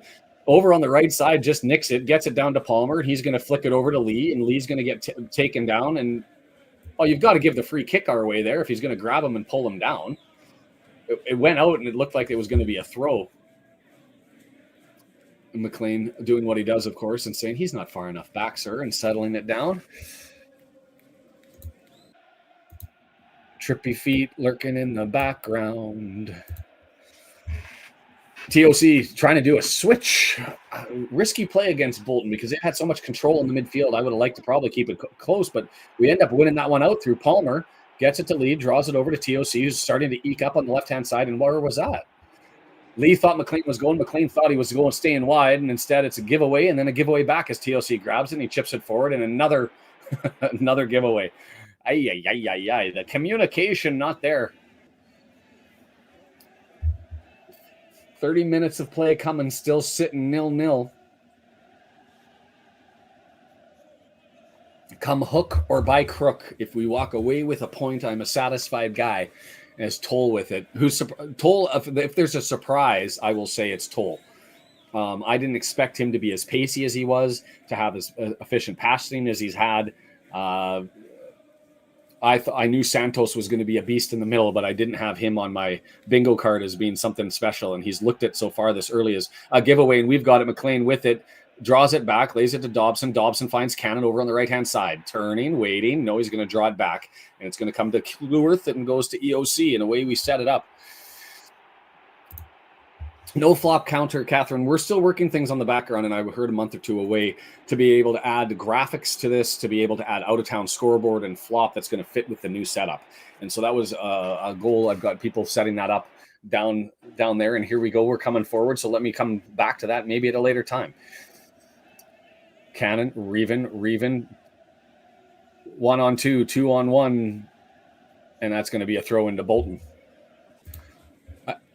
I think, as much frustrated as I am, I think he has to until he gets suspended, and then Evans comes in, right? Because we expect. Does anyone not expect Dobson to get at least 3 games in suspensions? I think the over/under is he's going to end up picking up 6 from yellow card accumulation.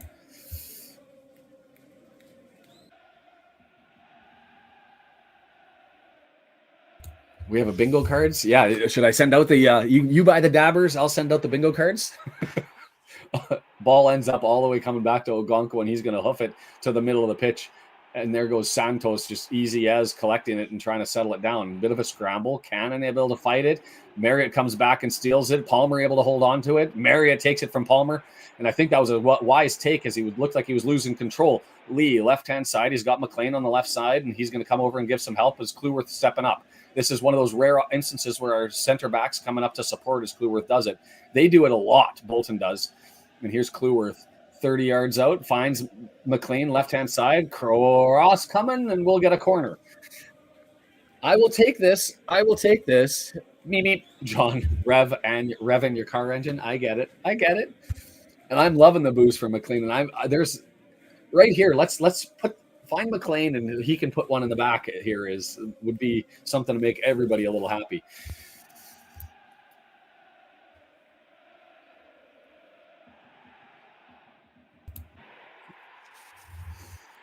Right-footed in-swinger from Lee, far post. And it's down to opportunity right there. Oh, blocked. It's the smasher. The smasher coming forward from, I believe that was TOC who stepped into that one over further on the right-hand side. Lee with it. Dancing, more control. I haven't brought up the FOTMob stats at all in this one. 68-32%. McLean with it, still on the left side. He's going to draw it in the middle. Lee has it, going to draw it back and keep some control. And here we are with EOC just on our side of the midfield stripe, forward. Dobson, nice little turn. Moving forward, find some Cannon. We can play with these guys. Another turn by Cannon. Oh, almost a glorious pass. Almost, because if that would have gone through, it would have been a problem. And here they come on the flip side. Woo-wee. McAtee. First time I've really seen McAtee, heard him called his name. 33 and a half minutes into it. Knock on wood, because I don't want to have to deal with that. 28% possession. Yeah, it hasn't been good. We need a boo counter. We certainly do. A, the Poppy. B, he was with Wigan, which is their rival. And he's always had good games is what the report is against them. Plus, there was rumors that he was going to sign from Wigan to Bolton. Agent called in. There was a pushback as it didn't happen. He had an into with the manager. He ends up giving the manager a lot of stick. The manager giving him a lot of stick. And so it is definitely a two-way street of hate between McLean and Bolton. W&G with the update. Brentford up 2-1. Crystal Palace. And I'd say settle down, but a lot of it too, RKO, and it can't be missed, is you give a team who's good at possession 3-4 extra touches of the ball because you've given it away, and you're going to be dealing with consequences. And so we had consequences as they take their free kick by just drawing it over to Sheehan, who's going to draw it right-footed into the box. Too far, nobody there. Palmer going to look for Marriott, and it's over the head, and away it goes, and McLean tries to chase it down. It's going to be a throw-in. Oh boy, breathe. 35 minutes now.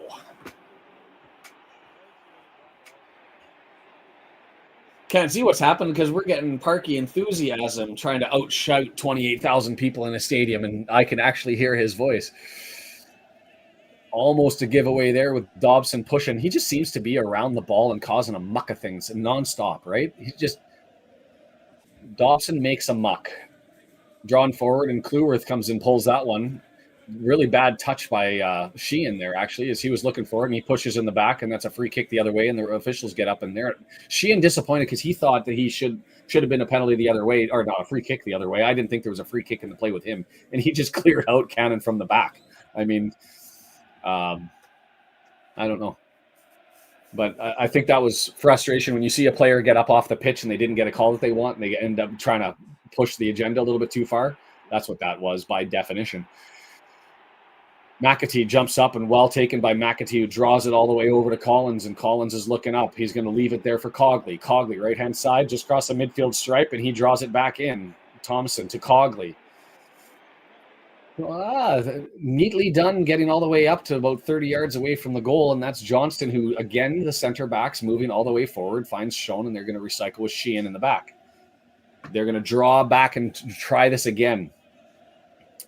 See, and there's Toll all the way over from his right side of the line. Ooh, nice threaded ball through to Charles Dion, and well done.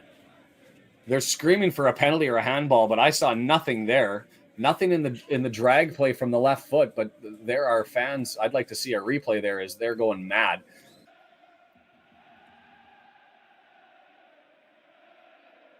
Right-footed, he falls down, and it hit him it hit him here. It hit him here as he was falling. There's nothing even close on that. And then it almost hit his left arm when he was bracing himself to push himself back up, but you don't see that given.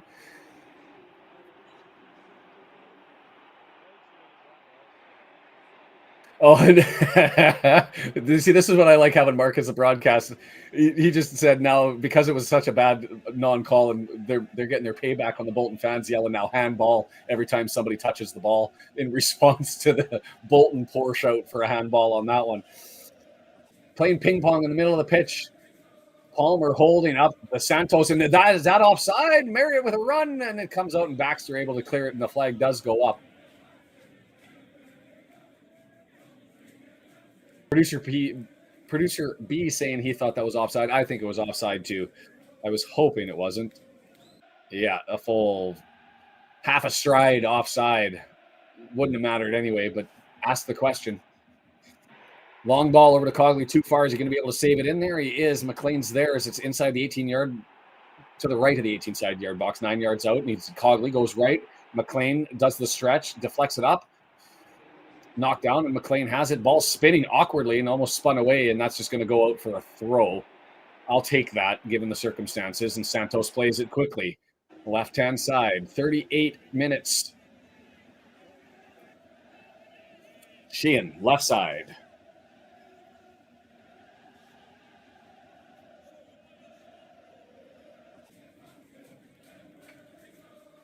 Kicking it about in the back as I take a moment to maybe see if I can see the stats. 67%, 33%, 0.69 expected goals to 0.06. Shots are 6-1. Sheehan, that's a dangerous ball. It hung up there a little bit too much. Right off his foot, I thought if that was over the top rather than under, spinning the top spin instead of bottom spin, that would have been a troubling ball. But as it was, ended up just hanging up harmlessly, and Ogonkwo goes and collects it. EOC with it, going to draw it back to Ogonkwo, and he's got TOC to his left, and he waits too long, and he bangs it off, and we're going to get a throw. Waited a little bit, and the smug little wry smile from Ogonkwo. He was always in control. At least that's the message he wants to send. Second pint of cider for Michael. Aren't you out in early morning? Why do I think that you're out in the Pacific with me? And that's the third shout out for the Mustachkin. As we've been going through it.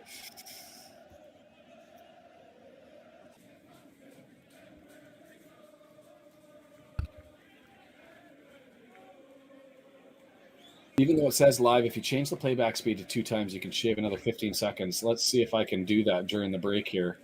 I'll see what I can fix. Oh, we've got an opportunity with McAtee. He kind of just fell there once the ball comes off.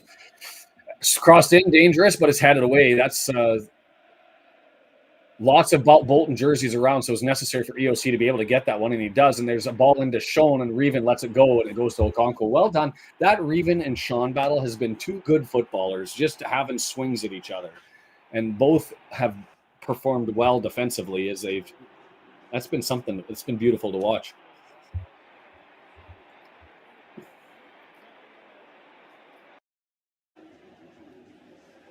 Cannon coming back.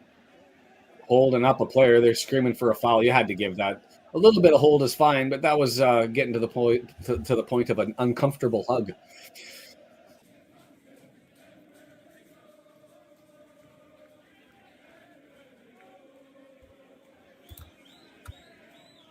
I appreciate Antoine, and I also appreciate that I'm certainly no professional, and certainly not one of the best ever. But I'm just happy that you guys are enjoying it.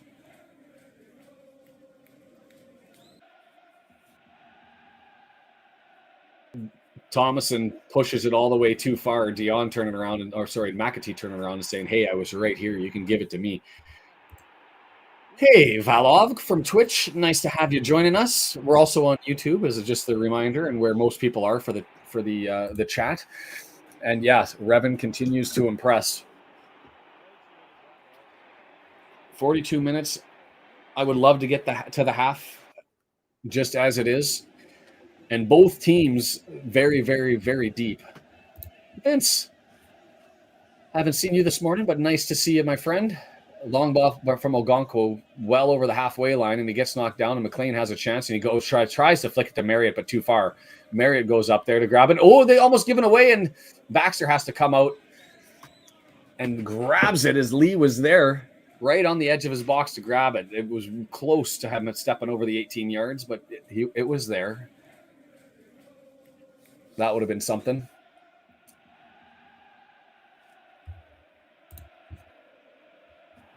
Away team, Wrexham luck, just as it is.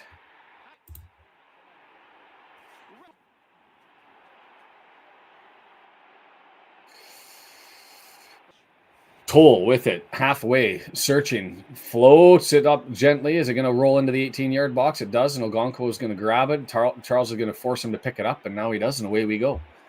There it is, live sports EFL. Click on the game. Paramount Plus instructions are there. Thank you, John and Ruth, for taking care of Catherine.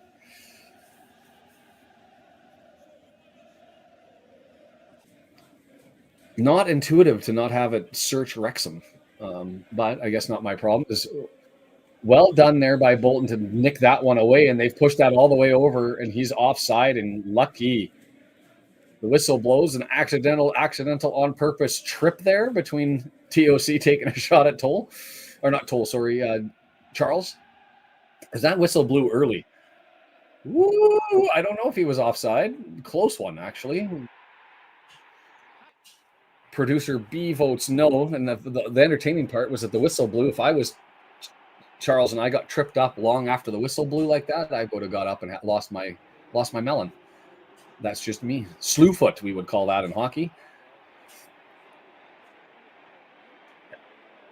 But no play on. I'm arguing with producer B in my headset. Nobody else can hear. We'll save that discussion to the half. As Kluwer has it over on the right-hand side on a throw-in.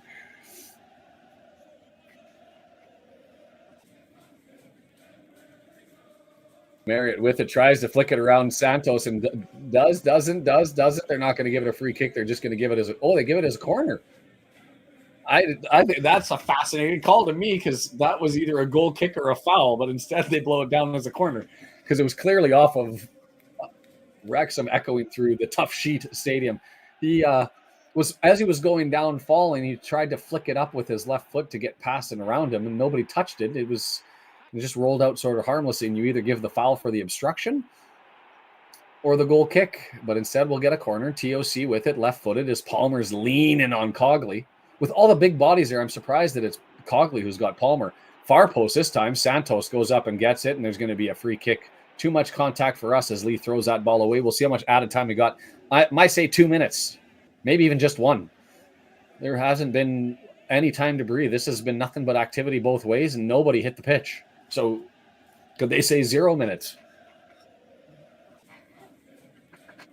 Can't see how much time. They haven't put it up on my end, and you'll have to let me know if a Paramount ends up getting it. Is on iFollow. I'm just sitting here staring at Baxter, about ready to kick the ball. Boop. And blows it down. No added time. Haven't seen that in a while.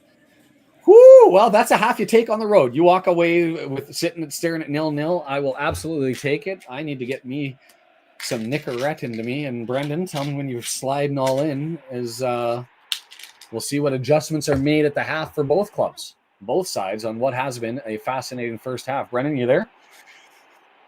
So let's. You were in my ear there on the EOC collision with Charles after the whistle had blown there. What was your take on that one? Because I think that EOC could have had at least a stern talking to off of that one.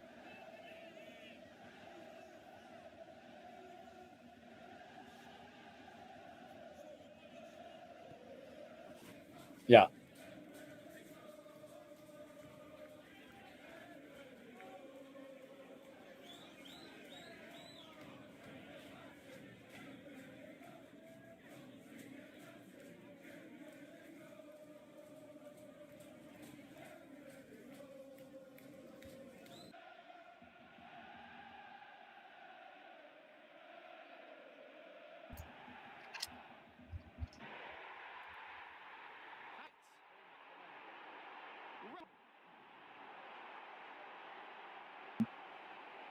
Have to go through me. Yeah, I get it.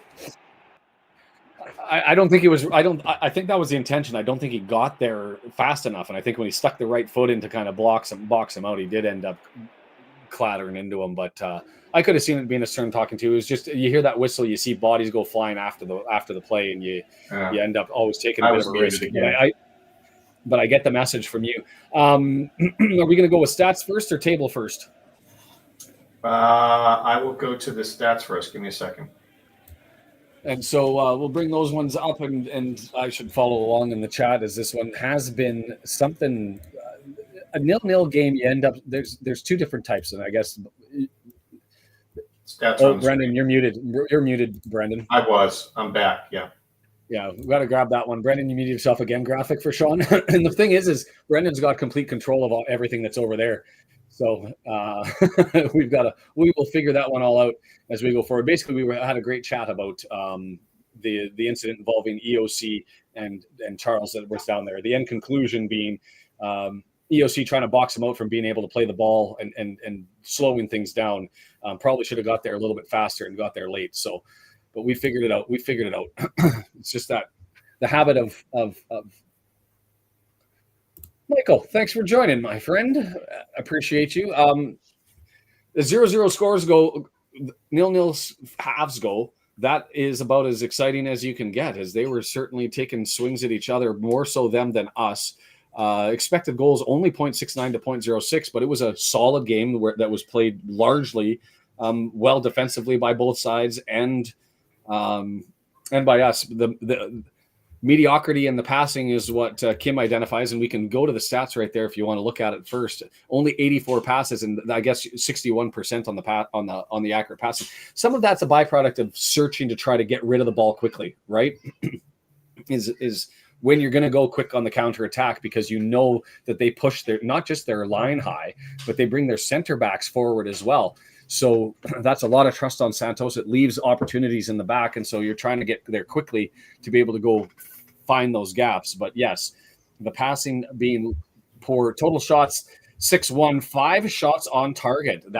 I think that's probably the highest percentage I've seen in a while, but none of them really threatening. I think the biggest and best save that Ogonko made was that one where he had to jump up from the ball, the free kick from his right. Did you recall a chance that was threatening at all, Brendan? No, I agree with you. I mean, there was a couple of points, not a shot necessarily, but there was a corner where it got knocked around and there were guys on the ground. That was a little scary because you really, at that distance, you can't react to a shot. But we played it, so that was about it. That and the blast you're talking about. Never an identifying surreal moment for him. He's in a small village in Aberdeenshire, and he just saw a young lad in a Wrexham shirt. That's going to happen more and more. I mean, I didn't see any Wrexham kit around Vancouver.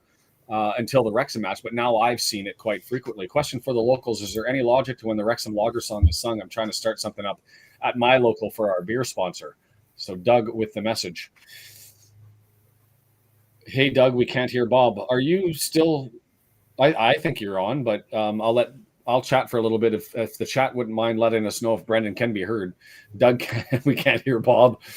And yes, Kim, a bit of hoofball too. And I get the frustration. I identified you want to try to pass through the middle, but this is just that they play this style where the line moves so high, so it looks so appetizing to be able to come after them quickly rather than build through the middle of the pitch.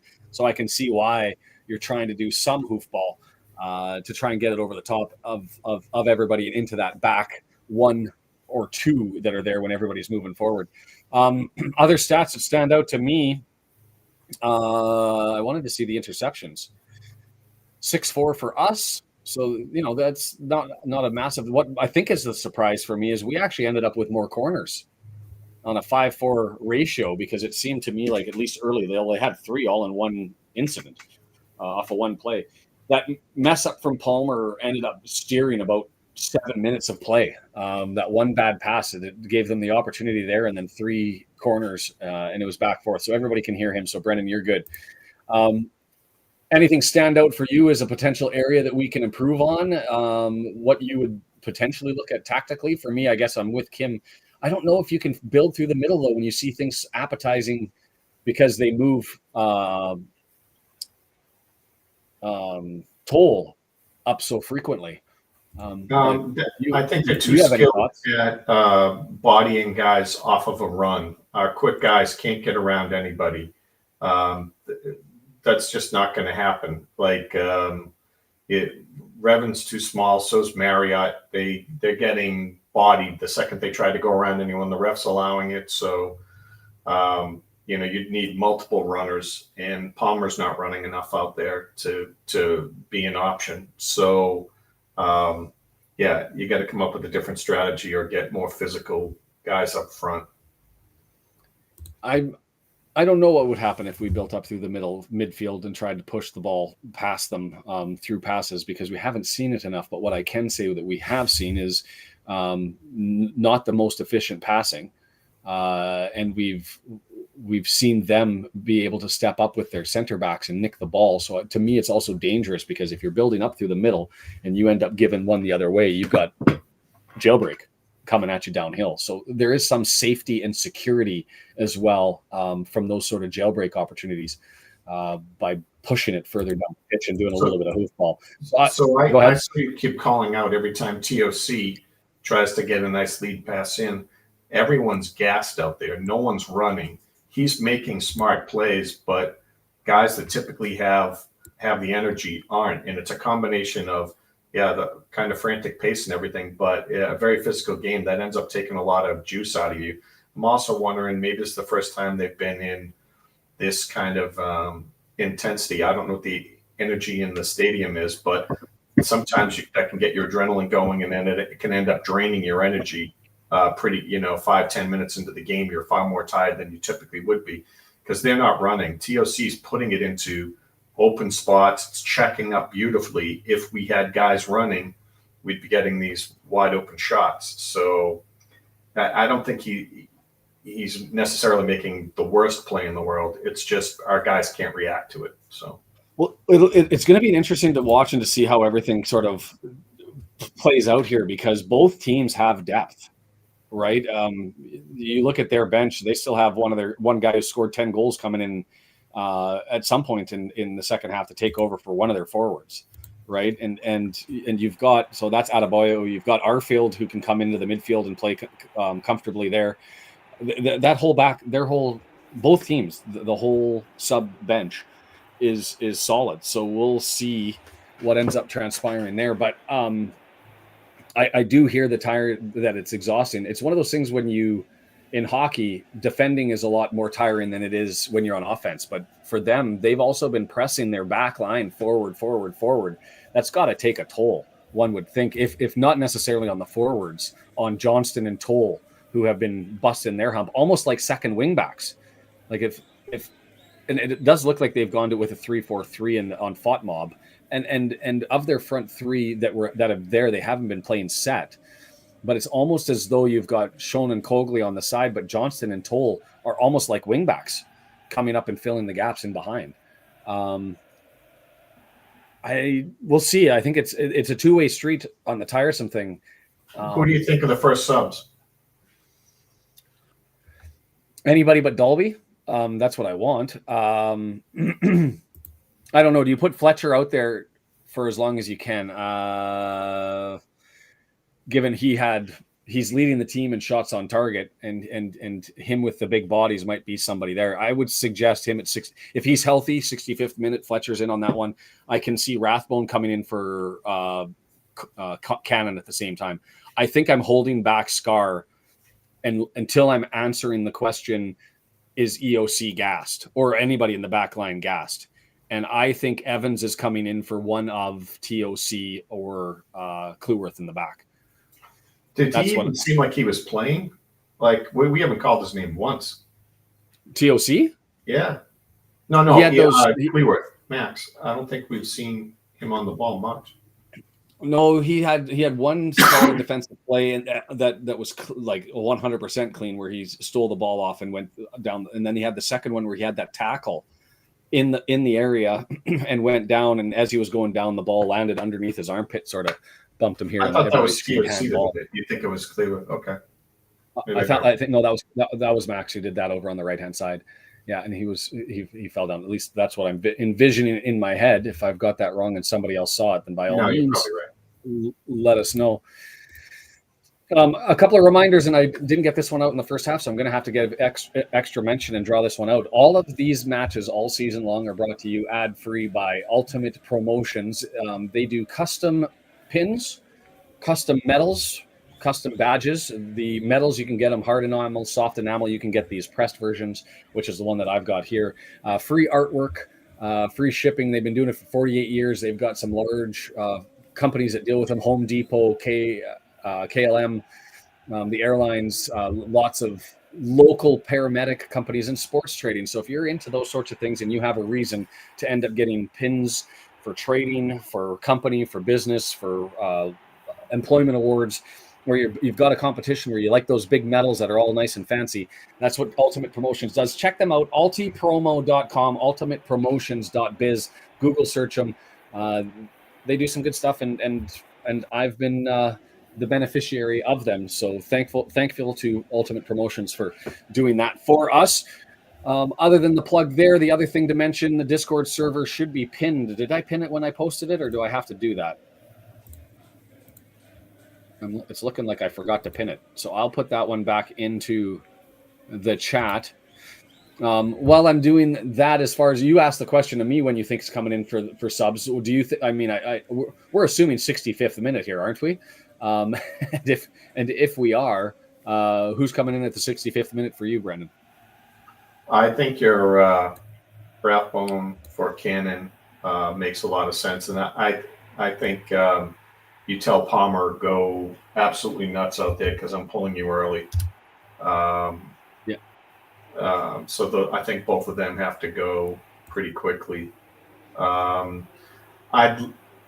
not like Revan's lost a step, but maybe there's something where if Rathbone just isn't totally ready, that's when you shift McLean inside, you hop sides with Revan, which would throw off, the defense seeing Revan on that side, and bring in Barney, and maybe he can hold up a little stronger on the right. So everybody's making their way onto the pitch. I'm just waiting for my chat to catch up here so I can end up putting up the Discord server and pin it, but feel free to join that, as there it is. Boyle's not even as a sub, so it can't be Boyle. He won't be available for us. Unlike the championship, League One and League, they modified their rules this season to allow for additional subs in the championship. Not so in League One and League Two.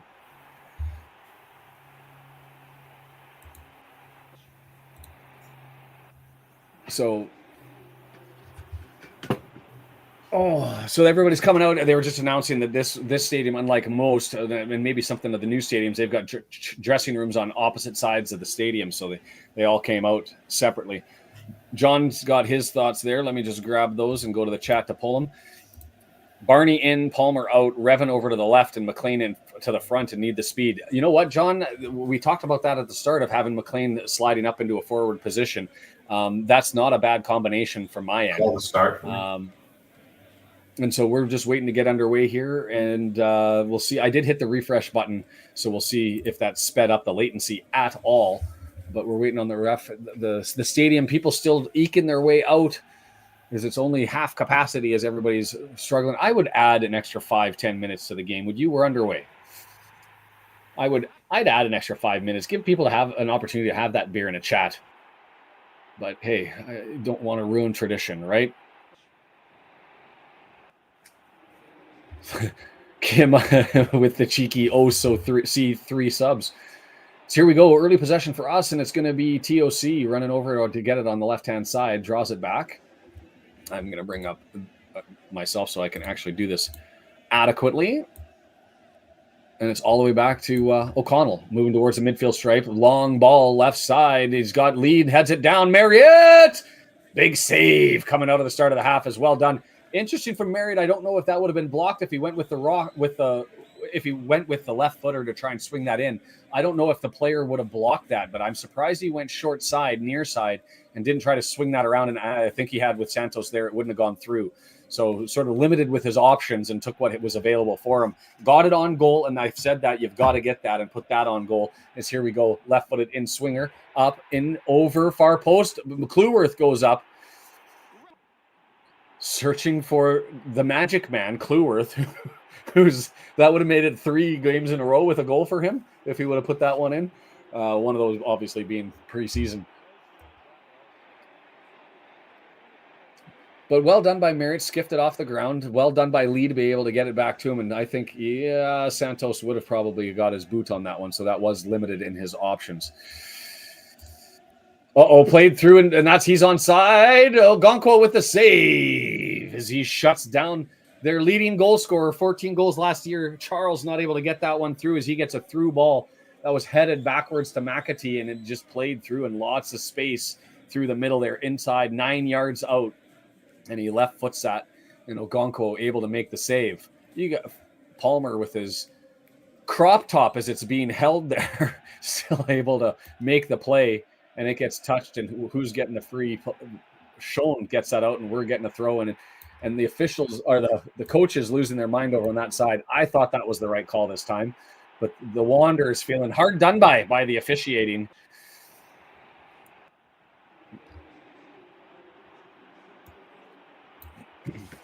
That's going to be the trivia question to find out after the match. Reven or Revan? Headed away, Cannon gets up there, knocks it down. Palmer chests it 9 yards out, or 18 yards out.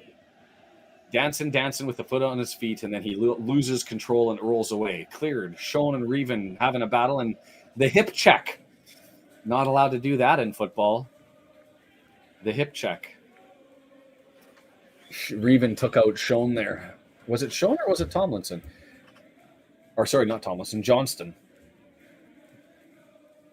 In any event, Bolton has it, and they're going to set up way on their inside of half, and Lee, the press is on a little bit as he came forward and challenged on that one. It gets knocked down to the midfield stripe, and when TOC runs all the way forward for that and he loses control, you look backwards, and he's a little slow getting back. I would have, if that was put your head down and get back in position, there wasn't much in it for me. Merritt and Cannon still working and busting, and Schoen and Reven Speed's going to have to catch him here. And he gets the corner. That had to be a corner. No, that had to be a corner. I think he got that and made that play. That was one of those ones where it's getting to the goal line, and the only question is did it roll out before Schoen got to it? Was that Schoen or was that Tomlinson? Thomason. I think that might have been Thomason. Anyway, Sheehan's going to be standing right-footed in swinger from the left side as the corners even up, and Santos all the way forward. Short in the post. Palmer clears it back, and it's going to be now a throw over on the left side. Well done by Palmer.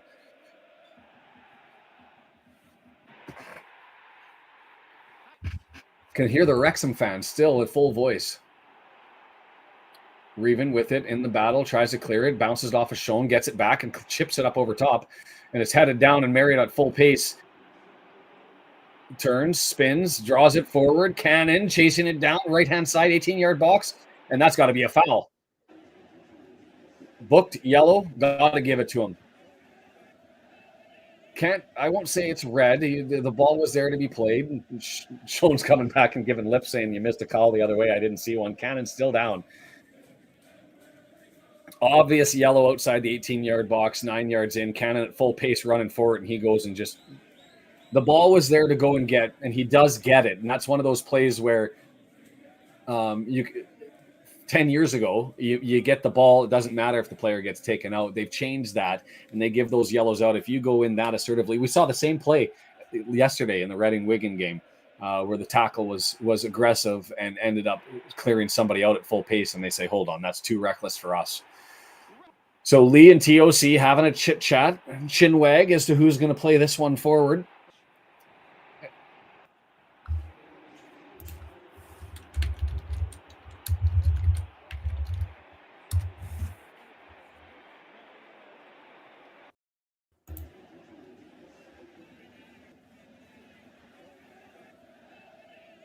And here comes right-footed TOC. Going to be put in. It's dangerous. It's flowing around. Was that a handball?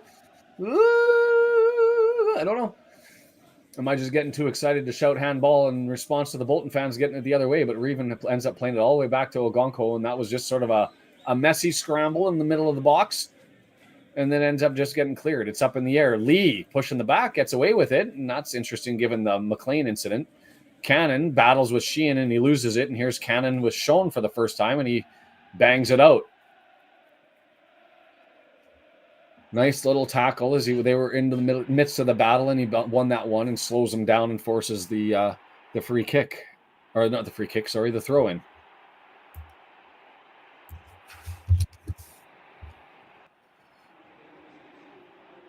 Whoa, Max taking his eye off the ball. He played it forward towards Dobson and pointed, saying, draw it back to EOC, and Dobson gave it back to him instead, and Kluwerth wasn't ready for it. Got to be a little bit better on the organization, as that was this is going to be a free play for a team that loves their possession. And when last time we did this, at this time in the first half, we ate a whole bunch of pressure from Palmer coming forward. Vicious tackle. Cornway.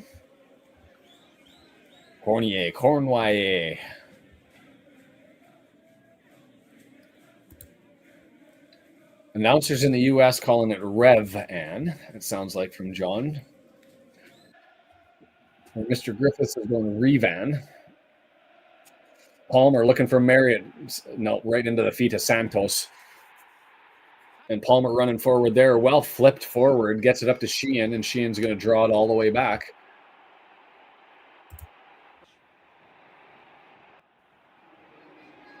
Right side, McAtee. Up to Cogley. 20 yards out, over to McAtee, 18 yards out. They're running around the corner of the box and draws it over to Thomason, who's gone over there in support. Dobson looking for a tackle, not able to get it. 18-yard box cross, and that's about as bad as it can get.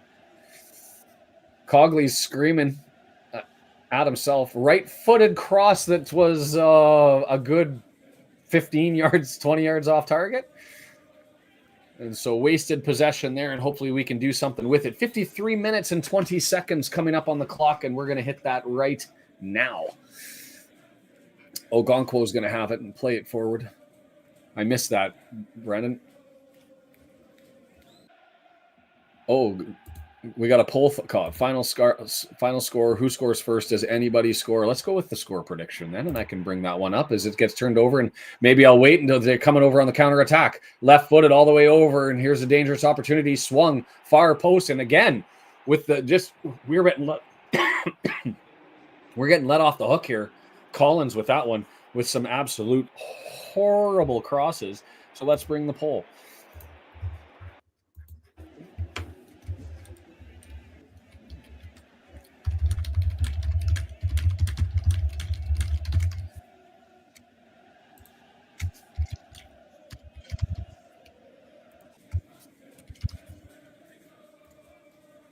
Let's go 3 or more. And then we'll do a score prediction potentially after this. But let's just do the how many goals are we going to see in this one as we move forward.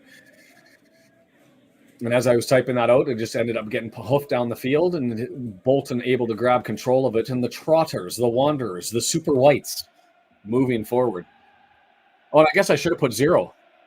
Hold on, let me cancel that. I needed to put 0 as an option. And pull. And every time I go to do a pull, Bolton moves forward. So maybe I should stop. And it's Collins doesn't get it, and it's going to be Palmer thumping it down, and Santos is going to collect that one.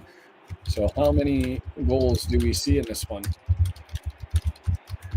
0. Ogonko comes out and grabs that one. Well done for Kluwer for the dive up over top to be able to get out of the way on that one. 2 and then 3 plus. So I apologize for the people who already voted. You're going to have to do it again, but Ogonko has it. 55 minutes and 20 seconds in, and away we go.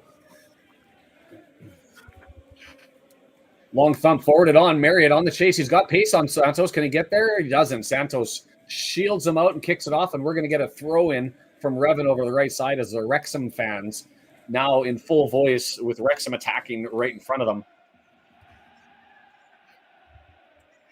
And all I hear is Wrexham, by the way. If Bolton is singing, and I don't know if that's because Griffiths is in that section, so it's louder, but that's all that's echoing in my ears. McLean grabs it. He gets the cheers, the boos, and then a missed touch by O'Connor. And O'Connor pumps it down and gives it away. 0 is an option. It should be an option now. Nice ball by McAtee, and it's all the way through. Played forward. Dion dangerous. Okonkwo. Take it away, man. You shall not score. As that had the right side absolutely pegged, midfield, middle of the height, probably about 4 feet up. Oh no, it was higher than that. Probably about 5-6 feet up. And Okonkwo gets over there with the left hand extended, and that had it pegged. Okonkwo. Woo-hoo-hoo. Keep that up, sir. Keep that up. Left-footed in-swinger. Here comes the corner. Don't let it down now, boys. You just got rescued. Do the man a favor and clear it. And Palmer gets it out to the 18-yard box. Revan tries to finish it but doesn't. Instead, it gives it away, and he's going to chip it out, and it's going to be a throw-in. Hi-yi-yi. That was some kind of save. Mark that one down as save of the season so far. Kim identifying the exact same that I was thinking as I was looking back and thinking of a better save that happened last year. That had that corner pegged. You have to be moving over there. You had the middle of the pitch covered, so you can't really give him any side. And he went over and stretched full stretch using the entirety of that massive frame to get over there. And that was everything. 57 minutes. I'm watching the clock. See, for me, I'm okay with a draw, so I will take it here as they're moving forward. Oh, it's good to have a 10-foot tall keeper. Indeed. Ooh, right side, Bolton with it. 18-yard box looking to work forward is... Oh, I just lost everything on my screen. What did I do there? We're back. Sheehan with it, right-hand side, dances over top of Palmer, and he maintains control, 25 yards out, and they're eking forward. Shown with it, left side, 18-yard box. He's got Revan one-on-one, dances to his right, draws it back, and now that's chipped into the area and over top of everybody, and he'll go for a goal kick. Ooh, baby. Heart-stopping stuff in a 0-0 battle, as that was Johnston with the unfortunate delivery there, missed everybody, and here it is, right-footed, up just over top of EOC on the block and full stretch. Take a picture of that and put it on a postcard. That's a thing of beauty. That is a thing of beauty. And you can see all the fans in the back with their hands on their head. God damn, that was something.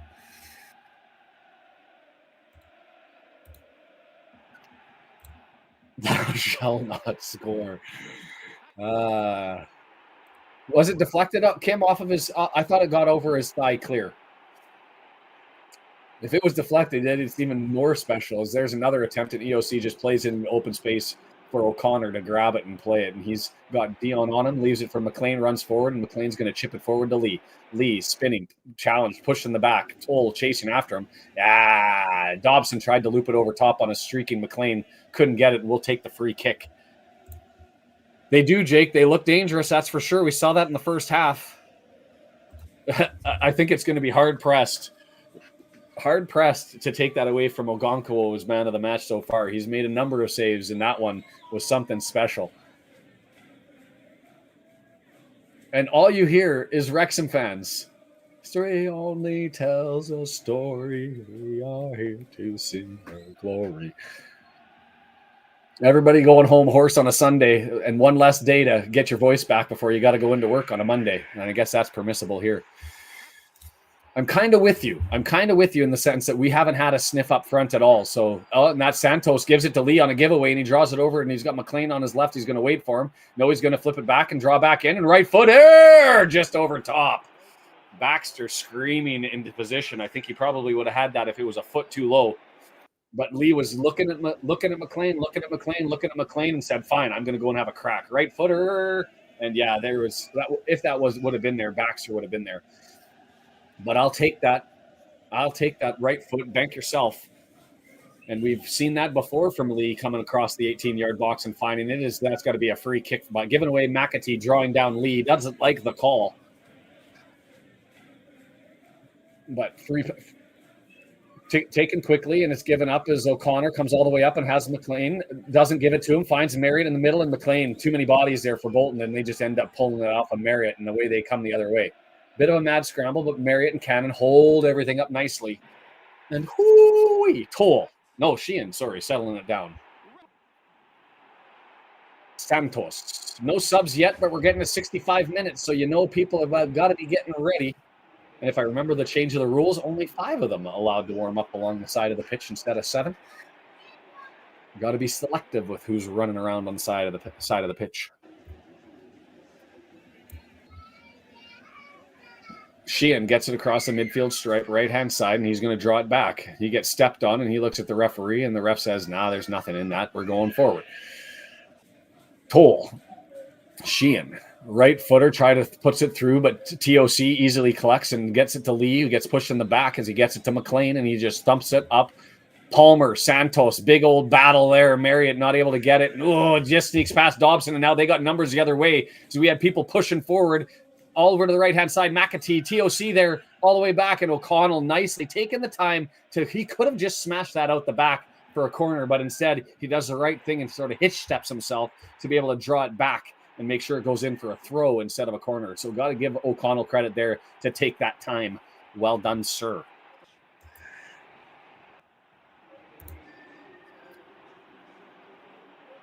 Throw in, and it's going to be McLean settling everything up. And yes, Don, I'm with you. It's socially acceptable to show up with a hoarse voice. Chris, with another round of subs, I thank you, my friend, for throwing those ones out. And congrats to everybody who got them. Again, click the present and toggle on your gift membership if you want to have an opportunity to collect those gifts as they go out randomly to those interested in receiving them. Dobson, that was close to a handball, but I think that got him up in the top right shoulder, and it goes to Kluworth, who just pumps it down the pitch. And the chase is on, and it gets kicked out, and it's going to be a throw-in for us on the right-hand side. Santos, I think, had time to do more with that and didn't. Ogonko showing off his mitts, talking to himself after that save still. Revan with it. Over to the left-hand side. Far post, cross is there. It's up. Palmer flicks it on, but McLean came forward, and we're going to get a penalty as Palmer was holding down the defender on that one. Or was that an offside?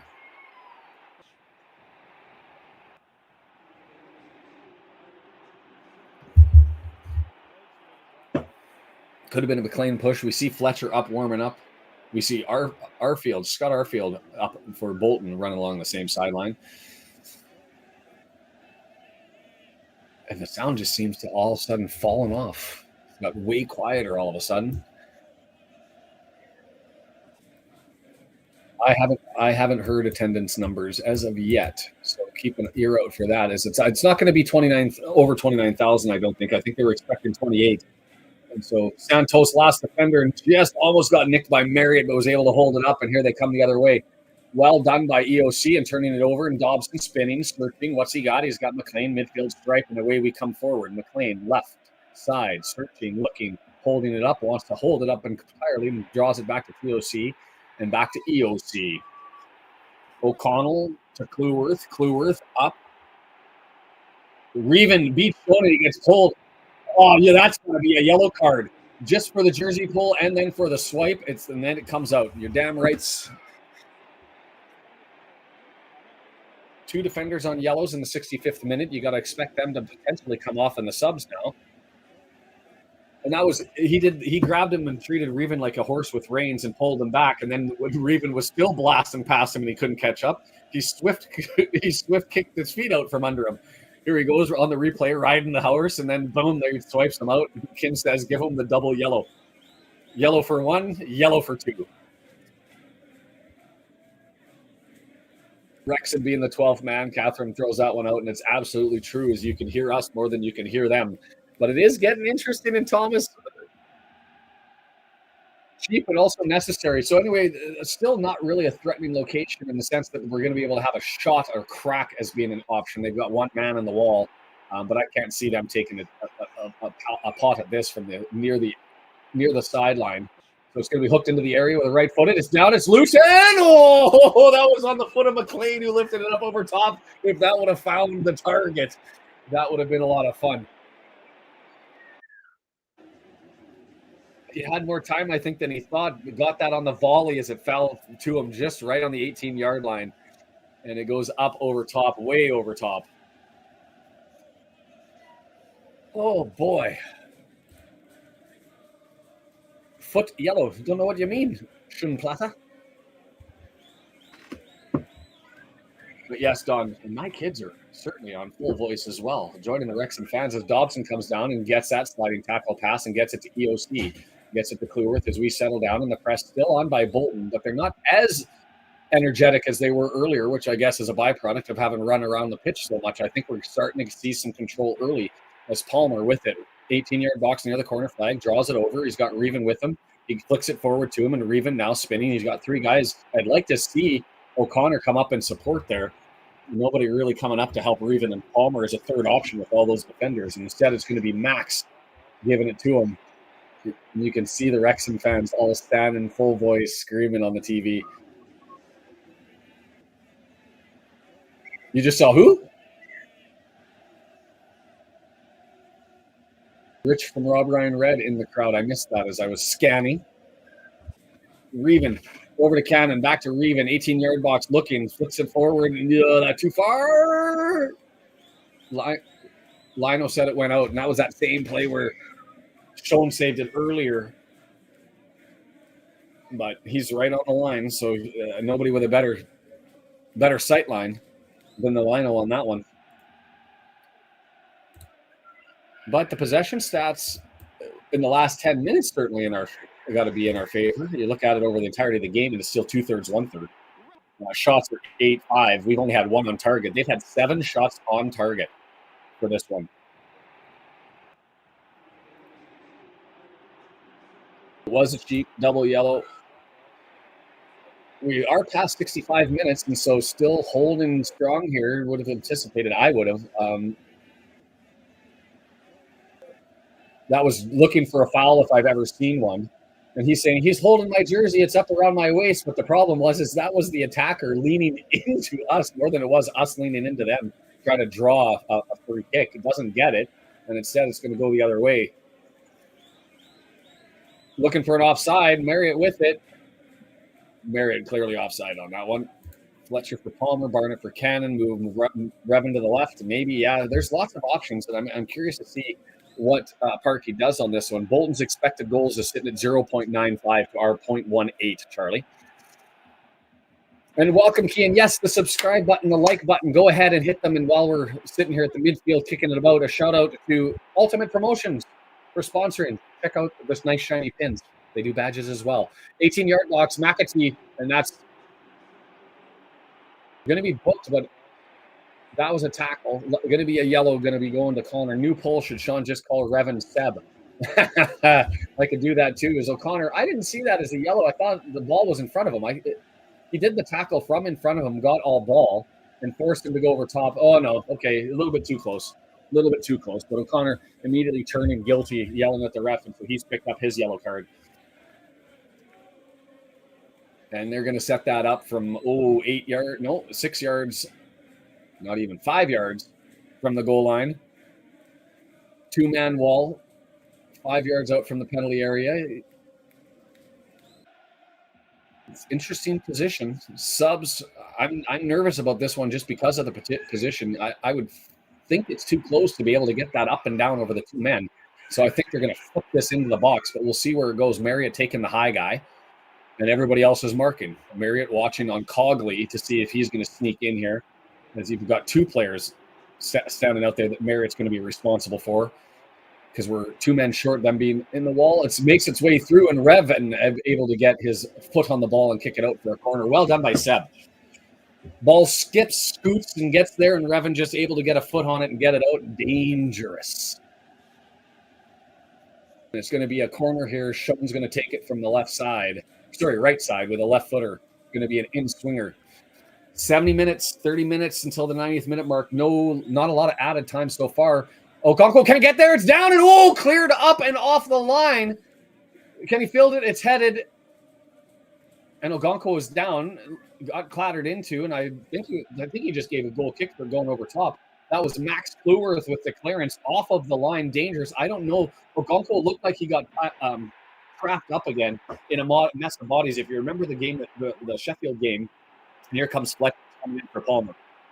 If you remember the Sheffield game and you saw that corner that came in where Dobson was backed into Okonkwo and it was able to make it such that they got a free header on the ball, it looked like it was the same sort of thing, as just pushed into Okonkwo. He can't make his way through the mess of players, and as a consequence, they get that header and it goes over far side to the right side.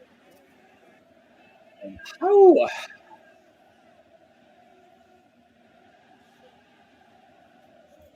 that was close. So, yes, there's a W&G with the nice subs with the graphics. And I appreciate that addition, Ollie. W&G, Ollie Palmer out, Stephen Fletcher in. And away we go. And for them, that's Dempsey coming in. And Charles coming off. And Adebayo up front. Adebayo, they call it Adebayo. In for Charles. So Dempsey came on. I missed who Dempsey came on for. Oh, and they got another one.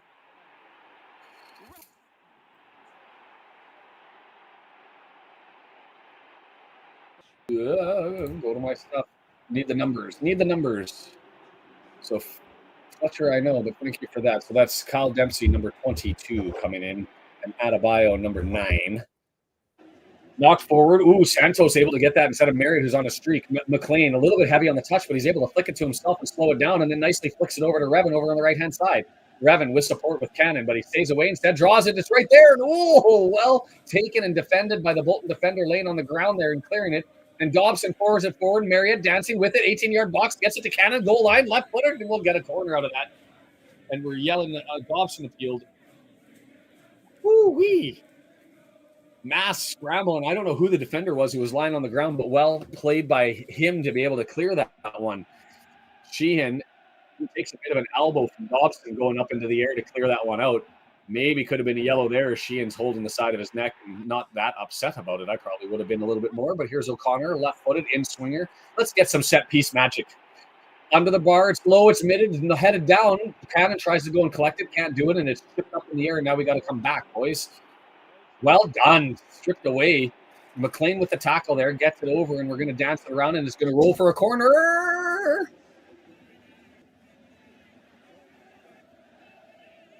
It's a throw-in. It was kept in.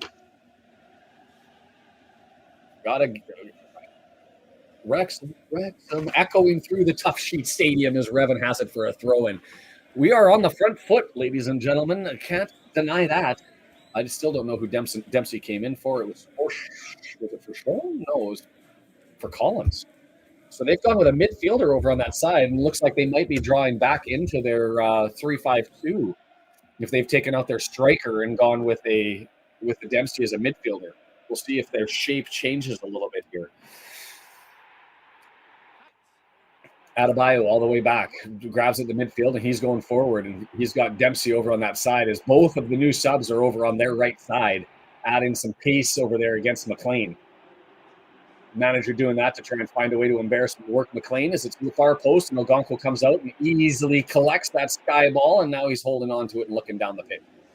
He's got a man behind, well communicated, so he knows that he's there. Is Adebayo trying to sneak up into him. And more subs getting ready here. Arfield and Osei Tutu going to be drawing in at some point here. You'd expect them to be coming in midfield for both. I believe Osei Tutu is a midfielder as well. Headed on. Fletcher able to forward it on and keep that there and marry it out there. Santos comes all the way out and gives him a bit of a hand on the chest on the outside of the area to make sure that doesn't get played. That's housery, right? Doesn't want it played quick, so you go outside and step outside the area and put your hand on the chest, just gentle enough to keep you away from the line to play it. Cannon plays forward, and it's skipped, and that's going to go for a goal kick, as Cannon says. That should have been a touch, and that was a throw in frustration, I think, more than a throw in that he thought they got the call wrong. And here comes some more subs. Osei Tutu lining up. Osei Tutu instead of Osei Tutu. 14, and he's going to be coming in for Cogley coming off. All right. So that's your midfielder, potentially right wing back if they're going with a 3-5-2. And then you've got Arfield coming in, the Canadian, who I'm interested to see how he pulls this one off. I have never thought that Arfield was amazing. I always just thought he was capable and steady Eddie in the midfield, somebody who you might want at the end of the game because he's not going to do anything special, but he is going to make sure that you're denied moving forward. McAtee coming out.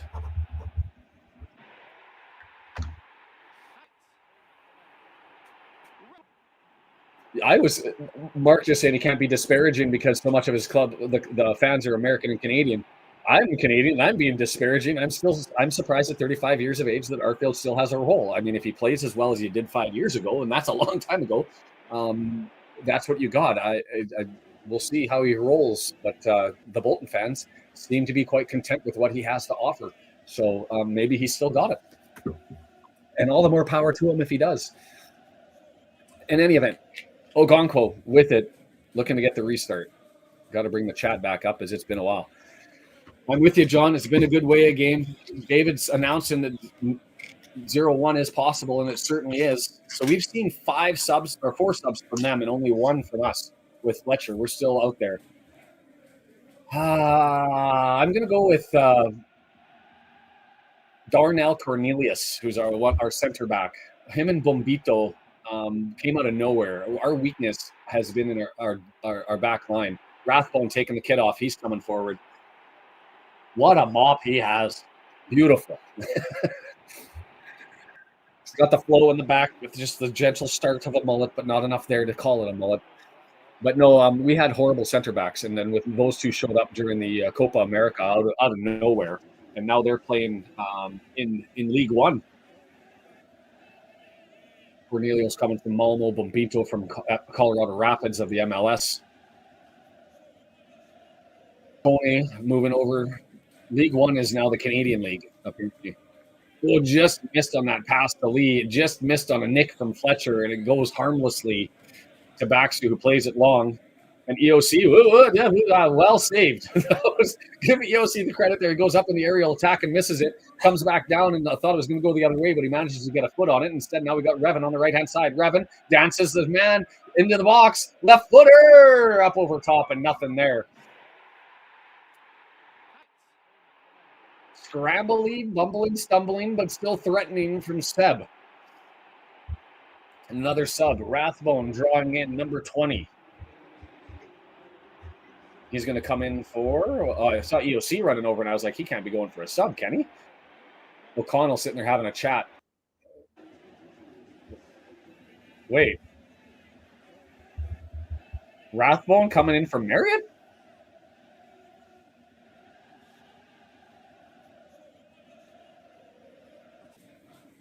Well, that's announcing that we're here for a single point if I've ever seen it before. There's W&G with the announcement. Thank you, sir. Marriott for Palm or for Rathbone. Sorry, Rathbone for Marriott. Sorry, I'm all confused because it's not a combination I would have anticipated. Rathbone in for Marriott. I saw Ollie and instantly flipped to Palmer. Do we know what his nickname is yet, Kim? That the players have given to him. Free kick, halfway line, going to be Bolton moving forward. Yes, Jed, absolutely. 0-0 is a positive result. So we've got Rathbone playing in Marriott's spot as a forward. A box-to-box defender, box-to-box player. Playing as a 10, I guess.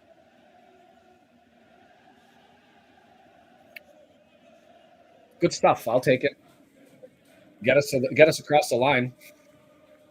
Fletcher just missed on that one and then rolls all the way over as Bolton starts to eke its way forward from Johnston over to Dempsey. Dempsey, left-hand side. He's swung forward. Sheehan has it outside, 20 yards out, and said he's going to draw it all the way over. Who's that? Thomason still, and he's going to end up moving it forward. Osei Tutu dancing around, and that's going to go harmlessly for a goal kick. Well defended by McLean, tripping that one up. Drawing away to Bolton is just fine by me, says Solar, and I'm with that. That's what I mean, I would love to find one late. I'm all for finding one late. Shock them, send them home sad, break their hearts and their soul. And yes, Dalby is not a threat, but that's a message to send when you've got strikers on the bench. And you go with Rathbone. Another sub for Bolton here. Sheehan coming off. Player of the year, you take him off. I'm okay with that. And I missed the number of who's coming in. Yeah, I guess that's consideration. Marriott runs his legs off. Palmer already been subbed out, so you got to change it enough to leave those guys up there to do what they need to do as Ogonko will get this one started. And I'm waiting to see.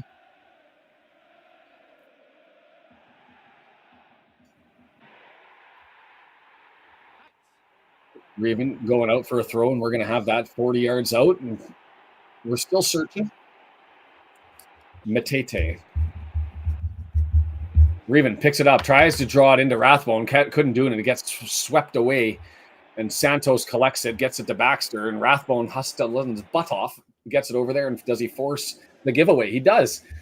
Good, well done by Rathbone. You could hear footsteps in the back, and Baxter ends up kicking it long and out. And so now TOC standing in the sunshine, waiting for a throw-in as we're sitting 82 minutes, 8 minutes away. And is there going to be any added time in this half? If you said none in the first half, you got to say none in the second, right? Oh, Adebayo turns and beats two guys, but his pass left a little bit, and Reven able to get that and flick it up and clear it and get that out and solve the pressure as that's knocked down.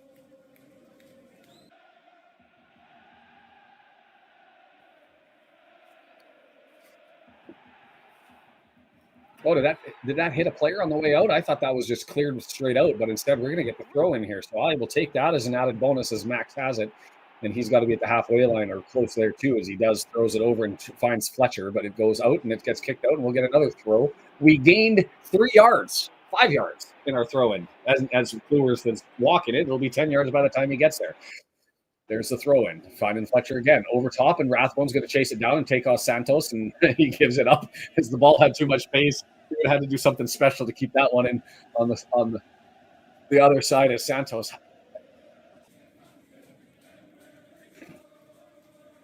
Bolton with it, drawing it back. Toll, Santos. Their cornerbacks, or their center backs, remain consistent and saved. Did they say 29-5-67?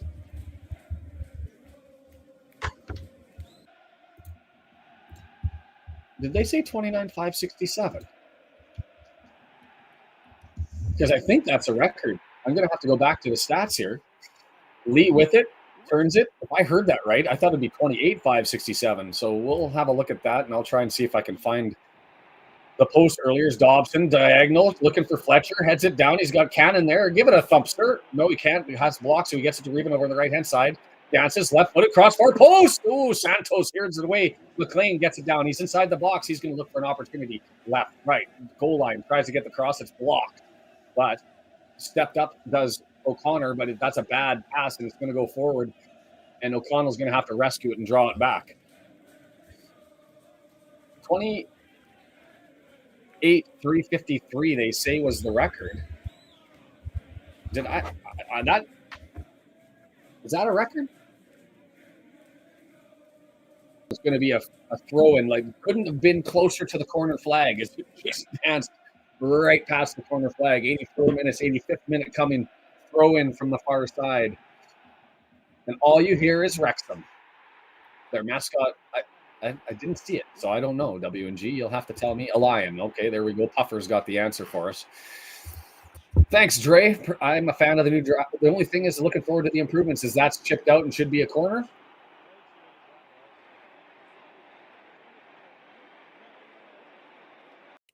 And we do get the call, it looks like. His Cannon's staying low. Nobody's running back, as though there's going to be a goal kick coming, as I'm staring at Cannon's mustache growing. Let's get one. New non-Premier League attendance record. We will take that one. It sounded like it was 537, which, if it was, that's the largest, though. But we'll see. John probably in the know, because John is always in the know. Left-footed in-swinger, here it is. Swept in, easily headed away. No black jerseys at the near post, but it falls for O'Connor again, so he's going to serve it up, but that's too flat. Oh, but it comes to Cannon. Finds O'Connell, draws it towards the middle of the pitch, but it bounces around, and you got to hurry back, Black. You got to hurry back, Black. Pull him down if you have to take the yellow. And, ooh, that was Dobson with the deflection to send him wide and slow it down, but now it's Matete. We're still not really in form, but we're scrambling. We're getting back. Dobson with it. It's shot by Schoen. Revan coming out to block him, left-footed, cross away and headed away, and now we can try to form some shape. Why did you go that way, Rathbone? Why did you go that way? And finally, just control and punt it down, settle it down, and Baxter's got it. Got back well, but just took a while to seem to form their shape. And then when they had an opportunity to clear, Rathbone turned the wrong way and gave it back up, and we had another little bit of danger. 86 minutes, 34 seconds. Fletcher settles it down. Rathbone, he's going to dance forward to the corner. Knows he's got nobody up there with him. Thought about turning it around, and instead he flicks it off. And well done by Rathbone, just to get the easy play by banging it off of Thomason when you've got nothing building, and allow everybody to settle down and build forward. Woo-wee.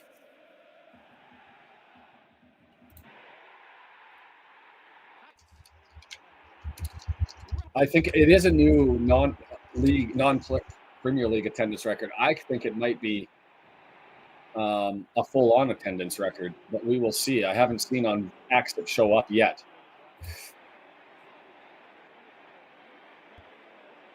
Oh, looking for Fletcher on the left-hand side, 20 yards out, left footer, right towards Baxter, who still kind of didn't make that one look pretty, but was able to get that out. So, well done there. 87 minutes, 40 seconds coming up on the board, and it's up forward as Bolton started to push that one forward through Thomas, and he draws it back to Toll. Toll, haven't said his name as much in the second half as I have as the first. Long play forward to Arfield, who plays it down, and it's there, 20 yards out, drawn in the middle of the pitch. Adebayo fighting for it, and Dobson takes it from him. Not able to clear, though.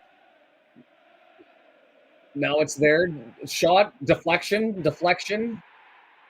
and Ogonko able to grab it and hold it. A protest of the Bolton fans, but that didn't look very close. They were screaming for a corner. 2 minutes left plus added time, which I don't think will be very much. And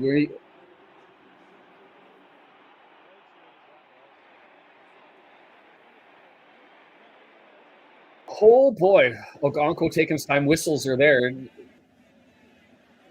that's he was good for that once in League Two every game, kicking it out and straight out. Unfortunate there is he does it 88th minute when you're holding on to a 0-0 draw and trying to eke away a point from Tough Sheet Stadium. Might have been unfair, as it looked like it took a slight deflection there on that shot by Fletcher. Baxter able to knock that down. It was just a very slight deflection, which is why he probably was uglier than it was. 25-957. So there you go. Thank you for that, W&G. So it is a a non-Premier League record. I thought they had 28,000 sold before the match. But what do I know? What do I know? Let's bring this one home and at least get a point here. As Bolton moving forward, he dove himself forward, and Rathbone had the tackle on that. He was just swarmed by 3 people, and so he hit the deck. And here they come. Bolton again, 30 yards out, draw it back, pull it over to Dempsey over on the left-hand side. Dempsey dancing forward, has Cannon on him, cuts towards the middle of the pitch, looking for an option. Right footer, looks for Adebayo, can't find him, and it's cleared up, and Fletcher now changing that down. Good stuff. John. Is that the whistle? I heard like 3 whistles, and as though they were blowing it down for a whistle, but instead it's going to be a last sub as Evans is going to come in for a minute and take Lee off. Tough sheet. A solid effort from Lee. He had that right footer. 3 minutes of added time. Fascinating. I don't know where they found that. Nobody took any time on the deck.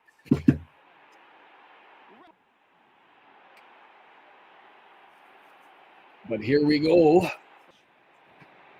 This is the most nerve-wracking I've been for a draw. But you go into Tough Sheet Stadium, 3rd best team in the league last year. And here they come, Dempsey moving forward, gets it to Adebayo. He pushes it, bad first touch, and Cleworth gets the sliding tackle, bangs it off of him and not off of Adebayo, and it rolls back to Cleworth. Back to Ogonko, and he collects it. And he's taking his time moving forward. Adjust, bounce the ball, adjust. Don't kick it out. Just keep it in play.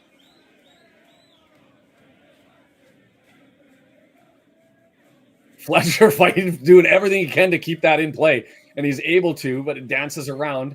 Whoa, Cannon taking a foul, pulling down Matete on that one. A little bit of a kick in the back there. It looked like almost. But yes, Chris, come on, Wrexham. Come on, Wrexham. I feel like we have to do a poll to see if anybody will actually vote for anybody other than Ogonko. I don't even know who to put in that poll with other than Ogonko, though. Dangerous territory. Thompson, lots of space, 20 yards out, fakes it, gets it over to Revan, able to get over, and we're going to have a last-minute corner here from the left-hand side. Well done by Revan to be able to go over, Schoen still on the pitch with his yellow card. They've had that battle all day long. Dempsey going to be a right-footed in-swinger from the left-hand side. A minute left in this one. Can they find a goal in extra time? We hope not. Far post, and that's way too far. But it's flicked back in. Well done by Santos to get there, and now we got a scramble. Rathbone looking. We've got players forward. Revan on a 2-on-1. He's got – give it to him. Oh, and he couldn't find him. We had our opportunity there on the run. No pole needed. I'm with you on that one, Antoine. If we can hold on to this as this is going back and forth and back and forth. Teams searching for the goal in the last. Bolton fans giving it and saying, move it forward. Move it forward to Arfield as he turned and spun backwards on that one. Matete getting grabbed by Fletcher. He draws it back. Thomason there. They're the Bolton fans screaming for Bolton to come forward. As they're kicking around 35, 40 yards out, Matete gets it over to right over Osei Totu, chopped down by McLean. And so we'll get a set piece, and this will be the last one of the match, I imagine. Oh boy. So there we go. If this one finishes, we fall from 4th down to 8th. Bolton sits at 9th. But you know what? You take this as a point away if you can do it. Shown now. Over on the right-hand side, this has got to be the last play of the game as everybody's there, all hands on deck. Free kick, one-man wall. Going to be a left footer from Schoen.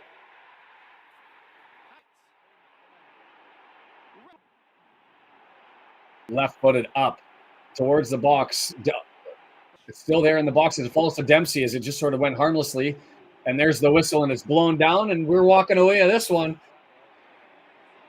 Woo! You take it.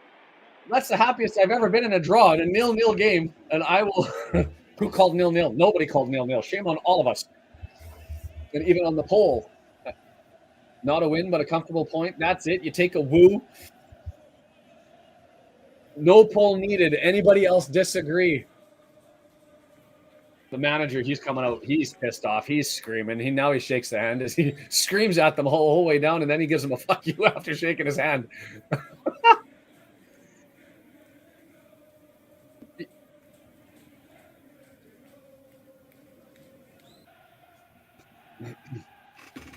That was well done. I don't have much more to say about that except that was well done. You go into Bolton, you go into Tough Sheet Stadium, away from us where we've had problems last season, away from home and looking like ourselves. And I think we handled ourselves quite well. We knew what they were going to throw at us, and that was a high possession on the front foot team. And in that second half, I don't think they had much other than that one single opportunity that Ogonko took away. Ogonko faced a lot of shots. I don't know if any of them, well, not any of them, had two, I guess, real scary circumstances. Is that, but that right footer that he had to go to his left to go and get being the clear save. So he's earned us that point because that one probably would have beat most. But we did what we had to do. And I think the defense was solid. I think Reven was solid. There were some questions between others who said we don't know whether he was going to be able to stand as a wing back defensively and that he was only good, or he comes in on this wrong side and has himself a hell of a game. I think that will warrant message. Brendan, have you joined us? I have, yes. Might as well throw the table up there, is just so that we can confirm and see it, but we know where everybody's going to be sitting at because we're the only game today. Wrexham fans in full voice cheering that one as we sit at 8th. If you would have told me we were just below Birmingham, I would have thought we were at the top of the table, but as it sits after 2 games, 4 points, and I can't complain. I wanted 8 at this one after the first 6 because we go from match after match after match. Brendan, here's a question in a curveball. We saw Reading take on potentially a weaker Wigan side. You see Bolton today. If you look at Reading compared to Bolton, are you able to draw comparisons from the different styles of games that we saw between the two? And looking forward to Reading at home next weekend, do we have early thoughts as to what we might be able to do there? I'm a little worried they press very much like Bolton did, but not nearly as physical. And they had that threat on their left side, our right, that we have to make sure we're up and ready for. Ati Biohaman, if I got that right. It was him and their center back looked really good, but they only had the one center back where these guys seemed to just be a wall of 3. Catherine screaming, playoffs, here we come. Kim, great showing after the first 10 minutes of skittishness. Absolutely. Arthur was fire. Ogonko, I'm just going to give him man of the match. We certainly are a force, and I think that's a resounding message that goes out there as McLean's lining up for the interview, and he's all smiles. He's got to love this. Walk into a Bolton, and you take away points, and he gets booed the whole day. That's Ogonko at 8.9. So Ogonko and McLean, the captain and the keeper, got to be the man of the match lining up. I do want to hear this if they do that. An away draw in front of 26K, that's a goal. That is a good showing. Let them know. Announce yourselves into League One, Wrexham, and I think that's probably what that was after a very scrambly, ugly game against Wigan. We had our moments. That Palmer. Oh, I want to hear this. First big test of League One.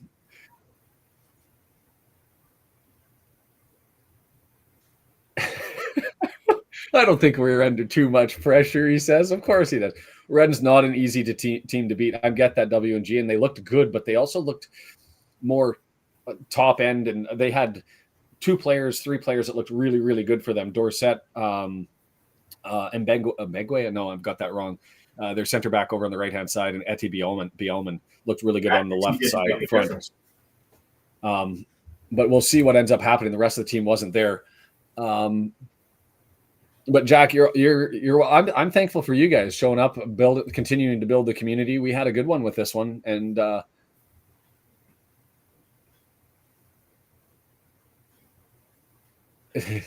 just making it sound like a walk in the park is McLean. Like there was no big deal and nothing to be really stressed about. And we came in and we took a point.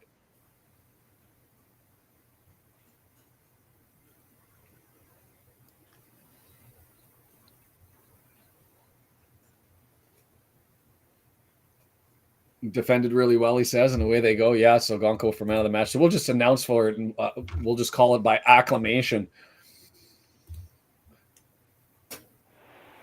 We made Bolton sad, so that's a win.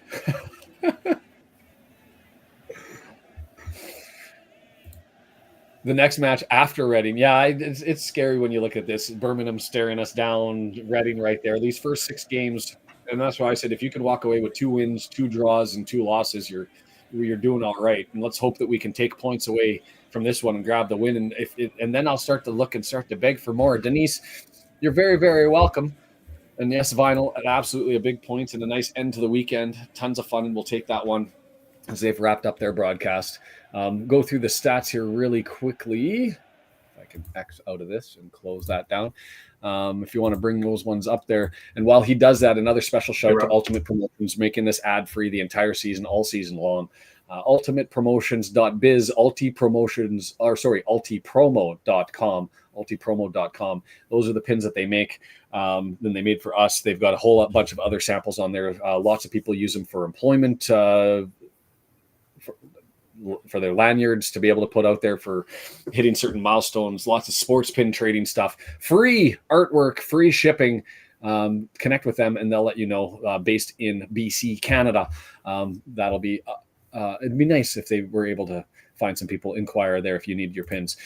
Thank you, Giselle. And yes, a special shout out to producer Brendan, who's taken a lot of stress off of my back, having to wake up as early as I do and set everything up. It's nice to know that it's all being set up over on the East Coast.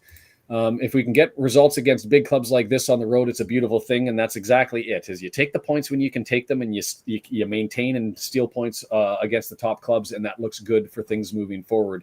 Trying to get to 23 to 28 wins. And if you don't, if you split your draws and losses after that, you find yourself in either the playoffs, or if you get to 23 wins and 28 wins will get you into the autos. So we'll keep flying forward. The Dragon is flying high by both Ruth and Dawn and Tobias. Bolton fans might think twice about who's the best goalie in the league.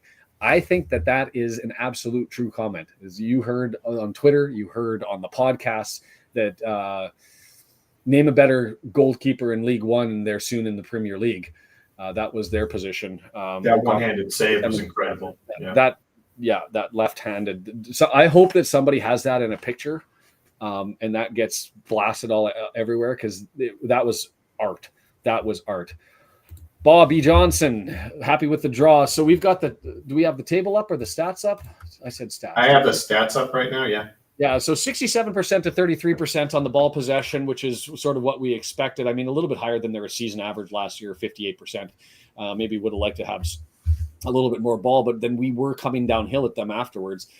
Shots were 11-7, but we didn't really get that many on goal, 8-2, and both saves not so stressful. And Baxter sort of muffed that second one off the slight deflection, but never really under threat. Enjoy the pool, Vinyl, and nice to see you. Nice and as always, and Kim, Wrexham will be very good if they can string a few passes together. Dare I say, a playoff team. Kim looking to be the optimist. I'm starting to think playoffs are looking plausible, which I was hopeful, and I'll take that after a win and a draw early on.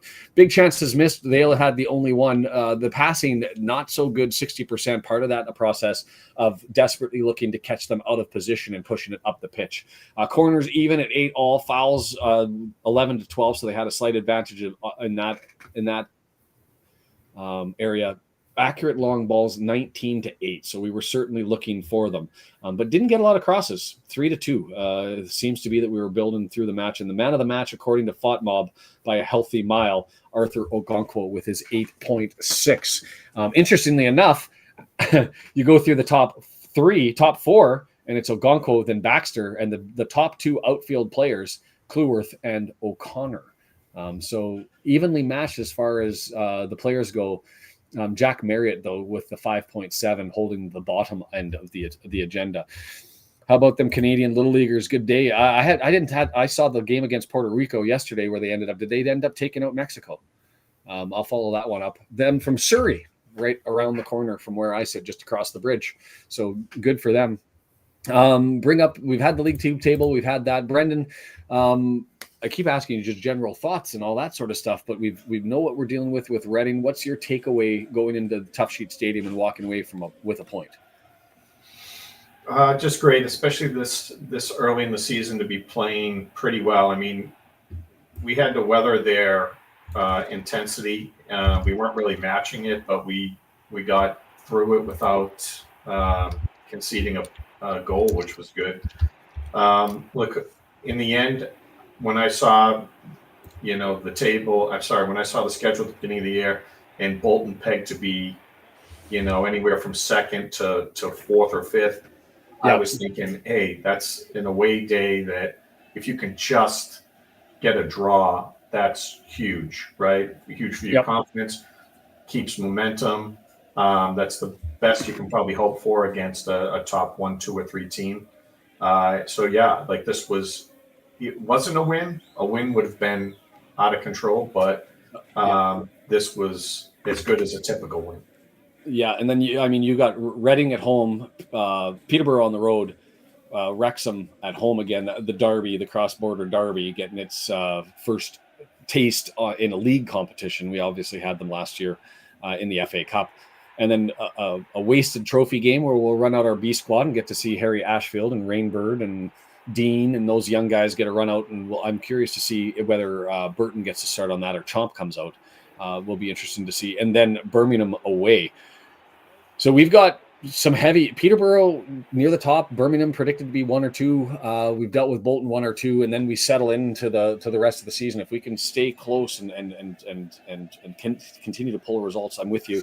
You take them as you go forward. We're going to acclaim Ogonkwo as the keeper, and I almost want to wait to make the graphic to see if somebody's got that save somewhere that's out there. I don't know how long we should sit and stay and chat about this one. I'm going to try and get the Reading video out. I think that went well, getting it out on the Tuesday, Wednesday, and then having a Reading fan come in and give the response. I like that setup. I haven't asked if anybody has any thoughts who's here on what their take was on that. I'm absolutely there to hear it. I'm especially thankful to those of you, Ghouls and Goblins, Chris, somebody else threw in a donation as well. And I feel bad that I can't see it and it hasn't popped up. But I'm a special thanks to you guys for continuing. I had a new member join as well on their own contribution. So I'm gobsmacked that we continue to get the support, and you guys are here helping build the community. That was a fabulous day as far as a 0-0 draw goes. I walk away from that one very happy, very content. We'll see what happens in the future. Looking forward to seeing the Parky stuff. It was a good day for Wrexham fans generally. I mean, the 0-0 draw you take here. You take Davis looked really good against the Luke Young Cheltenham squad. Tozer ended up getting a win. Hayden's new squad ended up getting a win. I'm missing one. Anyway, it was good all around. Who should we root up against before our next match to help us move up? And we've got the Saturday game. Let me bring up the League One table, because one of those things that I can do is I didn't have a lot of people for the neutral follow-alongs. For those that didn't attend, I'd be curious to hear if you're at least interested. For those that do, I'd be curious to hear if you enjoyed that as a bonus. Is because we're going to play at the 3 o'clock window next time. There is a very early ugly start. I don't know if I like committing to those as much, but there's no Sunday game. So it would just be on me. Can I get up at 4:30 in the morning for Stockport, Bristol Rovers or Burton Stevenage? That Stockport Bristol game going to be fascinating because you look at the table. Stockport, maybe not as surprising to be up at the top given the competition that they've been playing, but Bristol Rovers, I don't think anyone had them pegged as a mid-table or above team. I think most had them towards the bottom, and they're still hanging in there.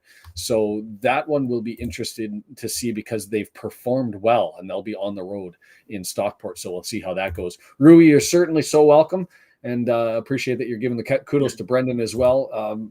And then Jason, yes, I'm with you, my friend. A good point to start the season. The curse of the away kit didn't hold today. I guess there's a relief in that one, right? Sean, yeah, go ahead, Brendan. It's got to be pointed out that all the teams that came up from League Two, all the promoted teams are in the top 8.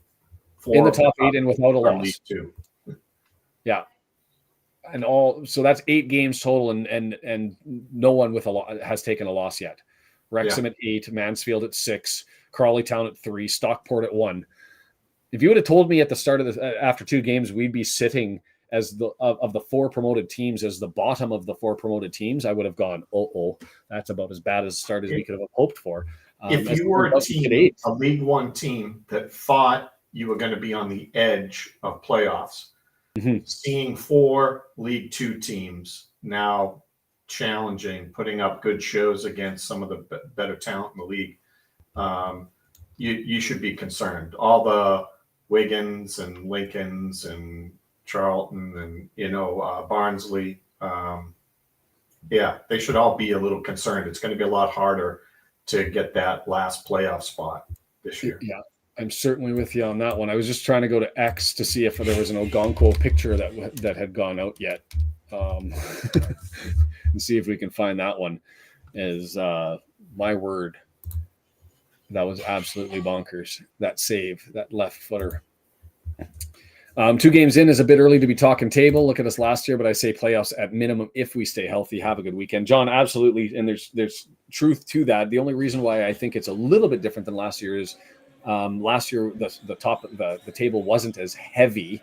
I don't think MK Dons were certainly there, but I don't think it was as heavy as this one is punching into it, and the unknown's a little bit more severe. So if we're able to hold on through the 6 and collect some points, more than 8 to me would have been an amazing start. I would have taken that one entirely. And I expected, let's be mid-table after this 6 and then look to try to build on it. If we can hold off into the top third after this run of the front 6, I think we're in good stead. We're in good stead moving forward. Next week, Reading is not an easy game, though. An easy game. No, and Reading sitting there with 1 win and 1 draw, but that game against Wigan, and I think it'll be telling to be able to see. This is the joy of watching these games, is Reading just overpowered and overwhelmed and absolutely thumped the living tar out of Wigan. At home, so they've skill-wise. And skill-wise, yes. Not on the scoreboard, but skill-wise, Wigan didn't provide any threats. I mean, what was the expected goals at the end of that? 0.18 or something, and it was 0.02 at the half. Yeah. They didn't have an answer for the defense, the center backs that Wigan had, or for that Reading had, or for Edebi Elman, and I'm pronouncing that wrong, over on the left-hand side. We'll see what happens, but it'll be interesting to be able to draw that comparison. So I guess I'll listen to you guys. I didn't put this out in a poll, and I'll leave this one out there. If you guys would consider watching the 4:30, it's just would be painful for me to wake up that early and only have a handful of people make it. But I'd be interested in seeing whether we can pull that one off. I'll think about it. I'll talk to the boss of the house as well, because that's early for her to be hearing my voice here in the room. Where do we go from here? I think I almost call it 9:11 here, and I know we've got stuff to do here at the house. I don't know. The other question is, do we miss the after 90 minutes? Because that's something I could look at doing. It's just I'm with the family on the weekends. But if that is being missed, I could look at starting it and keeping that thing going as well. I'm here for you guys that are still here eking out and what sort of content you guys have enjoyed and would like to see back if it's disappeared. And I'm very appreciative of everything that's happened. Brendan, there's still lots to go in the season, but we've seen a good start to this one. Definitely. But I mean, we've talked about this before. This sets your mood for the rest of the week, right? It does. Another good, happy week. No loss. Here's the question. Now that you've seen Revan on the right side and McLean on the left, is that something that just comes out when you get a player like Schoen that you put Revan over there? Is that back Barney up and Bolton up on that right-hand side, such that we're going to be looking at Seb on that right-hand side? Is that our best lineup? So I don't think so. I mean, I don't know if Barney wouldn't have held up better. Seb's shorter. You would have thought he would have had leverage. He didn't. He was. I think he lost that battle on that side. Okay. I wasn't as positive about what he was able to get done on that side. I think he got dominated physically, and I don't know that Barney would have. I'm not saying Barney's a big physical guy because he's not, but I'm thinking he might have held up a little bit better. So, yeah, I don't know. It gives you options. I mean, it's nice to know that he could switch over there. It makes you think, okay, you can make different substitutions and just flip guys around and stuff like that without having to do double substitutions. But still, no, that's not what I would like to see going forward. The other question that I find interesting to find an answer to is you've got the back three there, who I think performed. I mean, you come away with a clean sheet. I think there were a lot of positionally they were solid. There were a couple of desperate tackles that certainly worked for them. But I think all told, it's hard to look at that back three and say Scar's going to take that person out of the lineup right now. Do we keep it steady as Scar didn't even draw in off the bench today, which was surprising to me. But to me, that's Parkey and his faith on what was going on the back line. Does he change that up for Reading at home and introduce Scar into the just for minutes at least and get him going by pulling somebody out of that back three, or do you say they have to stay until there's a mistake? I think it's kind of unfair, right? We only had one game, so it could have been a bad game for Scar. It was a mishmash of players in the back there. I definitely see O'Connell yelling and directing and leading out there, the defense. I didn't see that with Scar. That's not to say he wasn't doing it. I just didn't notice it. And unless he's going to kind of bring that leadership, I'm worried about him going in and not being boisterous enough, potentially. I think he'll play better. I mean, he's definitely a really good player. I don't know enough to know what position he should come in at. But I thought O'Connor was doing well with passing. He was just passing the guys that weren't making runs. Right. I think he's got that skill over everyone else in the back, probably even more than Scar. And I think we'd be missing it going forward if we don't have a defender that can bring it up like that. So does that mean Cleworth is the default bump? I think he has to be, because if you noticed, O'Connor was taking the corners, a lot of them, right? Mm-hmm. So, we don't want it. You'll be the first to admit you don't want Lee there, right? No. So, if you're thinking that O'Connor's one of your best guys to be taking corners, then that kind of gives another reason to keep him out on the pitch as opposed to getting subbed.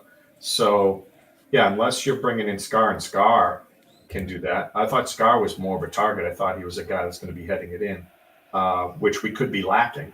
But, Max brings that. So, yeah, I don't know. Yeah, so John, with a good comment on your previous one regarding what to do potentially with the right wing back, because he saw Revan having a solid game. I did as well. I mean, his speed and he's speedier than a quick Barney, but he is speedier. I think did bail him out on a couple of occasions, but it certainly helped to bail him out. And you take that as a skill. I'm with John too. I'd like to see Mac up front, but I think that ship has sailed as far as what we anticipate here, going on a go forward basis. How much longer for Mullen? I think we're at least 2.5 weeks away. Really, that far? Yeah, I think we're at least 2.5 weeks away. I don't know if there's a rush unless we're struggling. I mean, he's your top guy, and you want to make sure that he's good to go. But John saying both can, but more importantly, John's second part of the thought was both can and should play. Can't keep Sev on the bench, and Barney needs to play also. So I think that there is management of minutes here as far as top 11 goes, and I think that's also why you consider Scar coming in and filling in the back line. And it's nice to have at least 4 that we can rotate through. And if Lewis ends up picking his game up, because I don't think he's shown it yet preseason and or in the game against Sheffield. But he played, solid young center back who can get his feet stuck in. Then we may have 5 as a rotation in the back. And so as time goes through, it'd be certainly nice to have in what is going to be a long season and mitigating injuries. I think I think Revan was in specifically because it was shown on that side. I think as far as matchup, what I think Sean gave is exactly what Revan. So you've mirrored each other.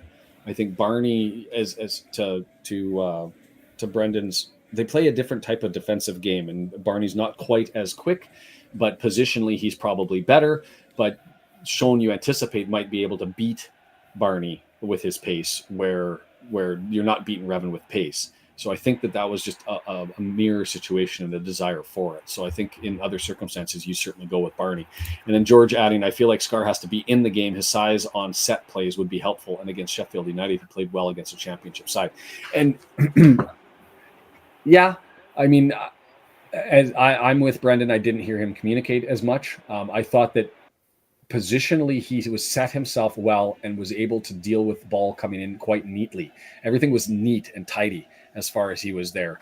The problem for me is coming away from the line and building forward. Scar didn't have it. Now that part of that is I'm in a new kit and I'm playing with a whole bunch of players I've never played with. Part of that was he did probably looked a little bit off, and it wasn't the most exceptional game from Scar. He played solid, but not impressively against a championship side's under 23 team. And so, yeah. But he was playing with a team that was looking for a bunch of minutes. So I think he's going to draw in here. The question is, I would have expected him to at least get some minutes today towards the end, but I guess in a 0-0 draw, you don't want to do that. And John, a massive Max fan, says to Brendan, no way do you bump Max. No freaking way. The reason you didn't hear his name today was because he was solid. TOC will be dropped. EOC will move over. And I don't know.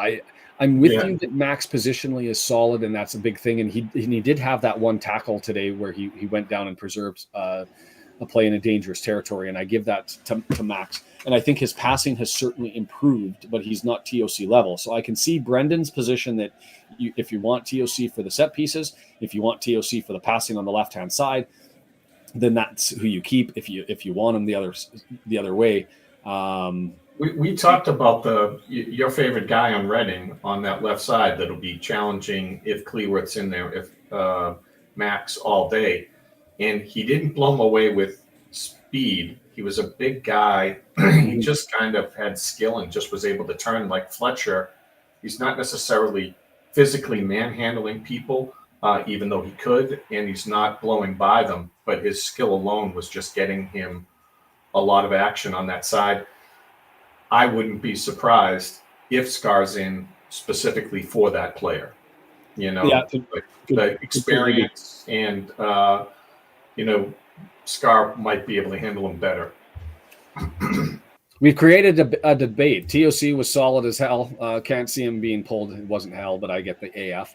And then repeating there, I love Max, but TOC has to stay. And so there's definitely a discussion piece, but I do get that Scar may come in just because of that player. Who do you put? Who is Barney on the wing back on that side to deal with Etibiaman? Is it going to be Scar and Barney? Is it going to be? I don't think you can have Revan because the height difference is just so significant. I think it has to be Barnett on the right wing. Why not switch McLean all the way over? Because I don't think McLean has the pace. He's a dog. But I don't think he has the pace that Barney and Barney's a step up from him. Revan's even a step up from him, but you've got the height difference. I mean, Eddie Bowman's what, 6'5", 6'4"? Yeah, I just mean I don't know that Revan and Barney are going to be all that much help out on that side. Period. And if that's the side we're worried about, when we talked about it, Reading's other goal was also from that side, largely because they were so focused on all the damage that was getting done by the forward there. They were able to call him Kelvin. No, we won't mispronounce his name. Yeah. Looking for somebody. And so here's the counter: is John says the corners weren't great from TOC. I thought that the delivery was good. I just think that our set pieces, as far as freeing up bodies, pick plays, and otherwise, and defending them, has been a little bit bad. But there's probably the best comment of the bunch so far is we have an embarrassment of riches, which is a great problem to have. We have people who deserve minutes and only 11 spots to put them in, and that is the glorious position and the challenge that Parky gets to deal with, and we get to second guess all season long, and it's nice to have. And that's subject to, I mean, there's only 12 days left in the window. Are we going to get somebody to go up front? And I think that'll be the frustrating part. Even when we get Mullen back, you're going to expect knocks and all that sort of stuff. Having Dalby sitting there on the as a sub coming in is just frustrating for me. And I do like the kid, and I have to remind myself that he's still young, but he's. We need something more up front. And I'm almost to the point now that I don't even care who, as long as it's an improvement on what's going on. I will take that. Lots of chatter about the positional stuff and where people are sitting on the depth charts. It's a glorious thing. And I think something to expect that we didn't deal with last year was best 11, best 11, best 11. Where this year, I think there's going to be a lot of an opportunity for minute management. But yes, I'm with you, John, on your take that by the end of the season, and probably not too far into this season, Scar is going to take over at some point in time. So we'll see where that all goes. And you've got Cannon Maka instead of Cannon in the middle. I can see that. Dobson, Lee, and then what do we do with Rathbone if we're going to put Maka in the middle? I think we're going to be rotating. I think there's going to be a lot of, different formations and not different formations, but different players, different personnel coming in on certain days. And the Reading game is a perfect example. You've got a center back over on the right side that plays exceptionally well for them, and you've got Dorset over on the left side who is strong and physical, but and stopped a whole lot of crosses. So to me, do you put Barney in because he's got that ability over on that side and see if you can beat him straight up? Do you put Bolton in because he might be able to run past him? I don't know. I think I'd probably go Barney, to be fair. And then you've got who's going to challenge their Mbengwe over on the left-hand side. And that's not to say you've got probably Scar. I think Scar, Bren raises a good point, is you want to have your best experienced defender to take Kelvin on. And I think that's potentially Scar that's got to come in for that game to help out with Barney dealing with really the guy, the danger guy. And well, yes, goofy spot. I get that, except it was clearly an announcement from Parkey that we were holding on, right? And so if you're holding on for a 0-0 draw and you're sitting 0-0, I can understand wanting to put them forward. So somebody clicking the laughing emoji, that's a new one. I didn't know you could do that, but we will take it.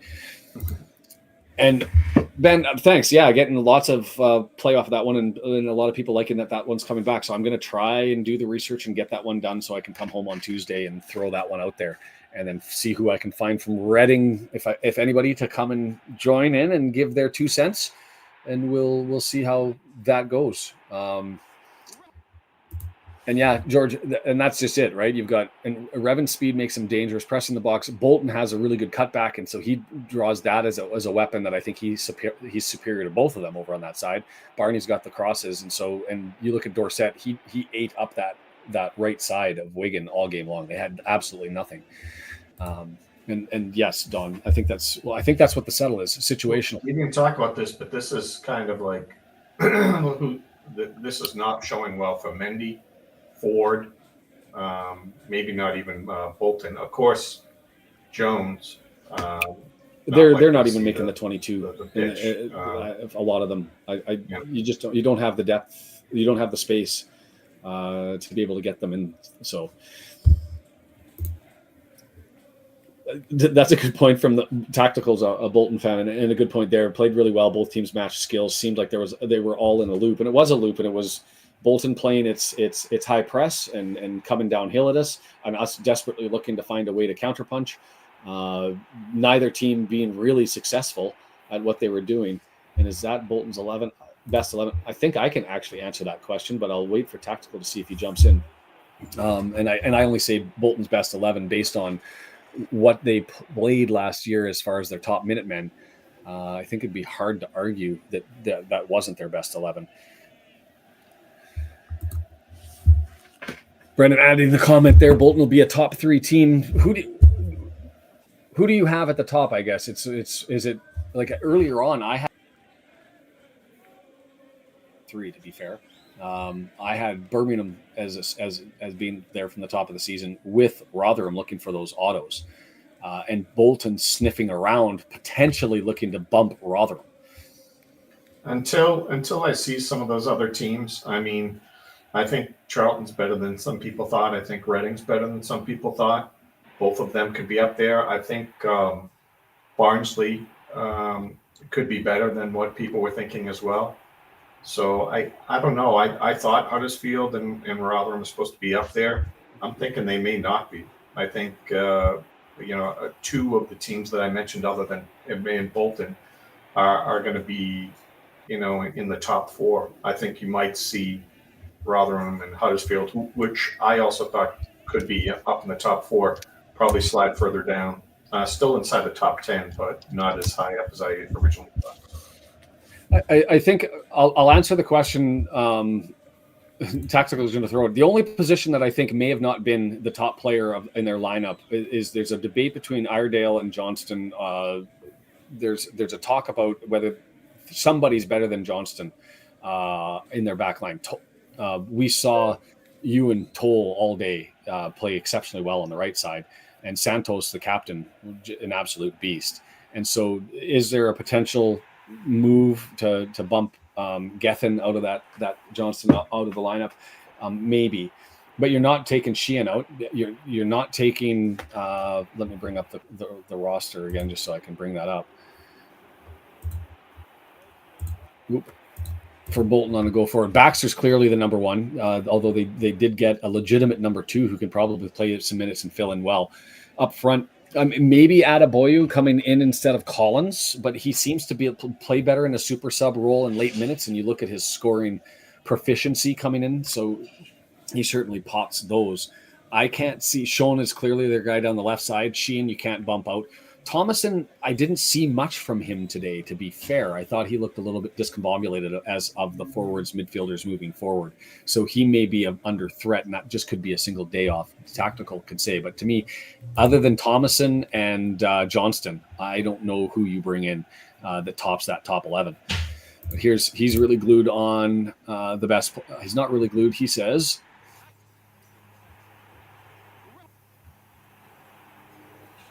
Interesting. Dempsey up. Okay. Charles, Aaron Collins, Baxter, Santos, Tutu. Okay. Sheehan, Thomason, Toll, and Adebayo. So that's his top 11. So obviously much different than ours. And I guess that's somewhat similar battle that we've had. I mean, just 2 weeks ago, I was putting Bolton as being over Barney, and now he's probably third on the depth chart. So it's both teams having good problems to have. And that's what John was talking about. Well, he doesn't even have McAtee there, right? He doesn't have McAtee there. No. I wasn't impressed with Tutu, but we're going to start him a little bit. I don't know if I necessarily agree with that, Will, because you met Mr. Arthur Ogonko today. And he was never really under threat except for that one shot. There were lots of sniffing around, but I thought our back line held up well. We've got better players coming into the lineup and drawing in, just like McAtee's looking to try to find his footing with you guys, and Sean trying to find his footing with you guys. We've got Dobson, Rathbone, and Scar still doing and fitting their way in, and we're without our best player. Two halves, though. We look like we totally belonged out there in the first half. I'll give Will that. First 10 minutes. 10 minutes. Yeah. You could have. Yeah, Will and Tactical are probably right. They looked like they were a much better team. They were more physical. They were faster. They were more coordinated, more comfortable on the ball. We didn't look the part. We settled down, and it was more of an even game in the second half, I think. But again, we're without our best striker and what hopefully will be a transfer in getting another top line striker from Championship or something like that. McAtee light, unless we bring in a lone player from the. Yeah. Then when we play again, you should be seeing a different Wrexham as well. So, and hopefully both teams are healthy. I mean, I'd like to see us the return match be another two heavyweights swinging at each other, and that's what this one felt like. This felt like two solid clubs having a real crack at each other, and so it was what it was. I didn't think, to be fair, that Baxter, although he had a nice save against Leyton Orient, I don't think that I think he benefits from the players in front of him more than most. And I'm not sold on him yet, but then again, I've only ever seen him for highlights and one full 90. So we'll see how that goes. Oh, and I get that, but Mullen's a dog. So we'll see. We'll see. And that's something that there's been. I appreciate that comment from you, Tactical, saying both teams absolutely. Wrexham have clearly upped their game since last season, and amazing from the fans, very loud. I think that as much as people criticize the North American, the world domination of Wrexham, the plastic fans, as we've been referenced, I think what it's done is emboldened Wrexham fans to be even louder. I mean, they're loud. It's Northern Wales, and that's who they are. But there's a pride that's with the community and a passion that the passion's always been there, but now there's a pride, and it's an opportunity they've been holding on to this, I think, for 2 decades to try and get to this point and have this opportunity to scream from the hilltops. And what you're hearing is that festering 2-decade long shout, and it's been fun to watch it from a distance, as many of us had. So we are definitely homers, right? Without a doubt. Yes. But neither one of us have intimated that Wrexham was the better team today, or is the better team, or will finish higher than Bolton. We didn't say any of that. No. I think, if we don't get that striker, if Mullen doesn't come back, if guys don't gel, there's a good chance we're still 7-8. I think that's what we're shooting for. Could be a few more back if things don't gel right. But either way, Bolton will be top 3, top 4, I think. I won't speak for Sean, but yeah, right now you have, the quality, the depth, and you look like you're starting to get on a roll. So yeah, you look the better team at the moment. We'll see with Paul Mullen and potentially new striker and getting Rathbone and Scar in there and seeing what works, It's an interesting comment here from Will. I think what will hold you back this season is Parky. I mean, we certainly had a larger Parky out when we were really struggling away last season. At the start of the year, there was a long stretch of games where we couldn't get results away, and it felt like Parky was potentially holding the club down. There are certainly a lot of Wrexham supporters who maintain some frustration with how prescribed Parky is and seems. His subs are always 65th minute or later. He'll only end up using two windows and then maybe one really, really, really late.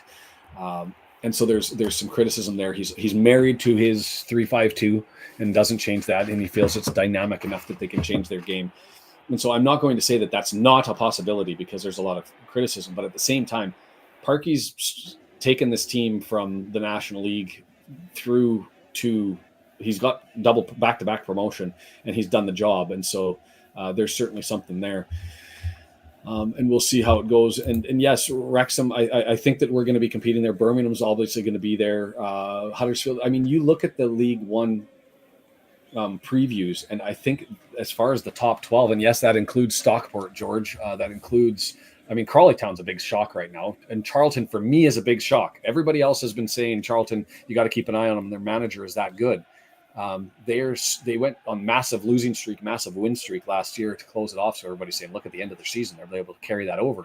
And they have to start. I don't know what you have in Reading. It does sound, I saw this morning, it does sound like Kuig, who owned Wycombe, has finalized the deal. I saw a tweet about that from Kuig himself, taking a picture in front of the Birmingham or in front of the Reading logo. So that could put them in good stead potentially for the January window as he looks to do things there.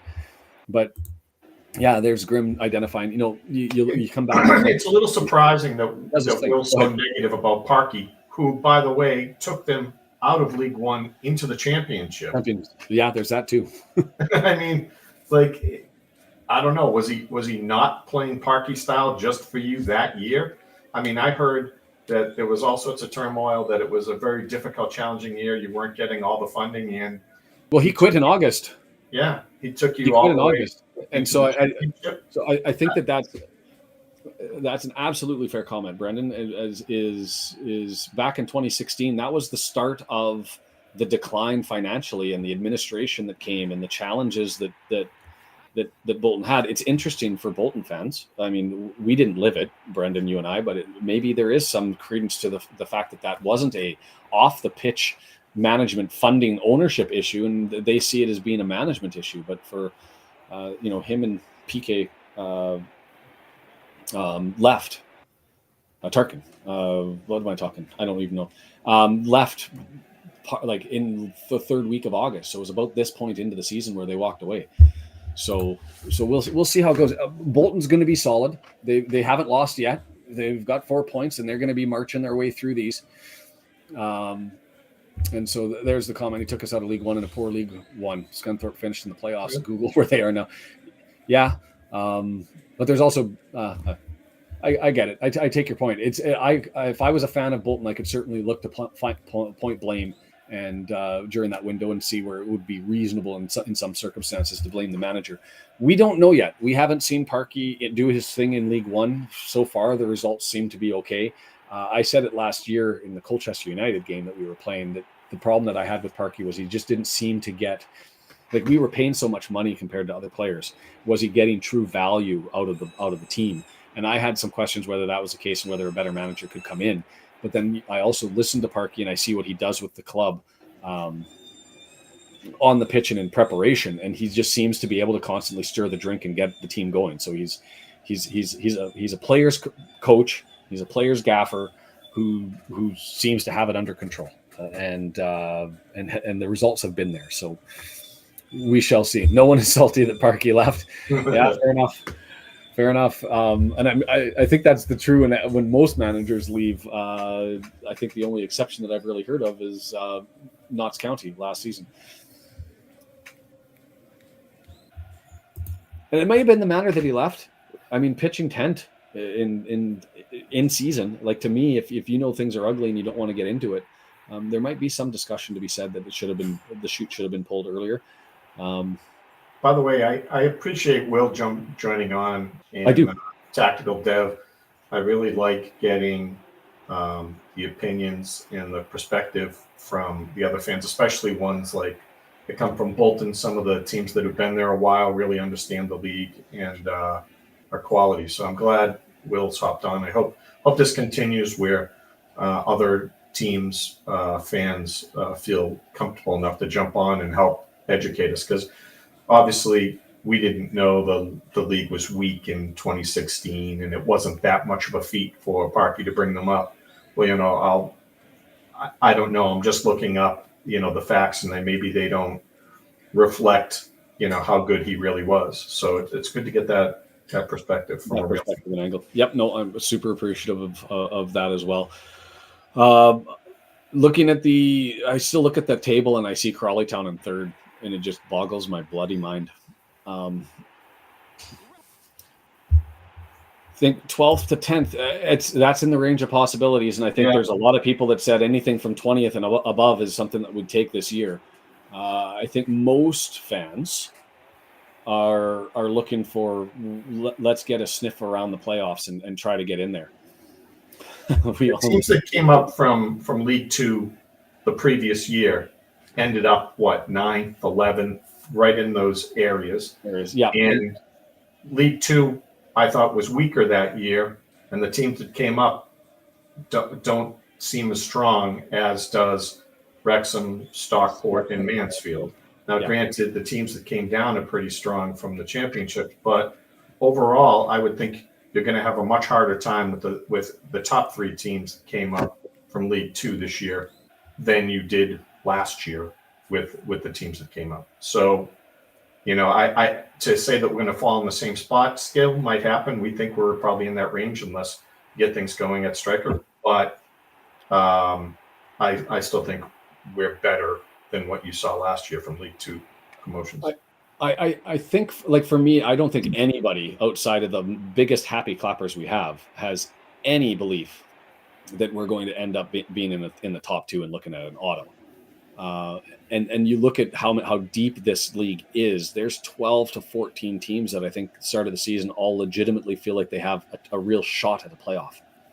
And that being the case, I do think that Wrexham has a legitimate shot at a playoff. But for me, the biggest thing is to accord well for ourselves to get stuck in, to let the academy get set up over the season and start to build the sustainability in behind, to allow Rob and Ryan to they've signed 2-3 year contracts for a reason, to build towards getting into the championship and then potentially making a run from that point on. And I think that that's with the idea that this is a year of consolidation. Will I take a playoff win and a run through Wembley? Absolutely. That's amazing drama and exciting. To me, that's our ceiling, is that playoff spot.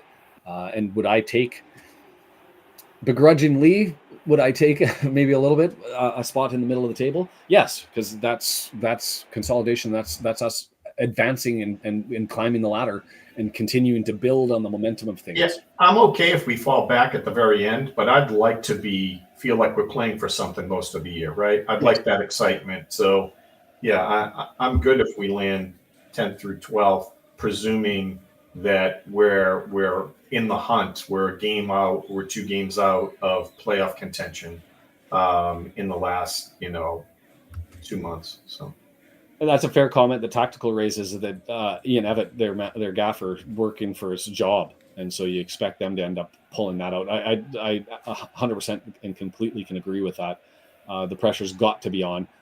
We had Ben Timberlake on, who said, nobody was more disappointed than he was when they didn't advance last year, and sort of heartbreakingly so. You guys were up in that battle for the top 2 spot all season long. It felt like. And I actually had Bolton pegged as the team that was going to go through on the autos. Didn't work out, and you go again, and you sit there staring at a tough competition, and I think League One is tougher this year, and Bolton sitting at 9th. That's not a bad start. I did subscribe to Timberlake's podcast there. Yeah, it's the Fan Zone Pod. If you other Bolton ones for obviously, thinking best case scenario and Wrexham playing for a playoff spot, and maybe Bolton not making top 2 and falling into the playoffs at 3. One, to keep tabs on them. I figured, I'm going to keep those guys subscribed so I can find out what's going on in Bolton. So. I had Bolton as sort of, and I might be wrong here, because Rotherham to me made enough moves to make them an autos team, and I didn't think Huddersfield did enough. Huddersfield's at the top, Rotherham's near the bottom. It's a long season, so we'll see what ends up happening. But to me, I had Bolton as sort of a clear top of the next tier of teams. Right? You had questions from Charlton, you had questions in Reading, you had questions in Peterborough.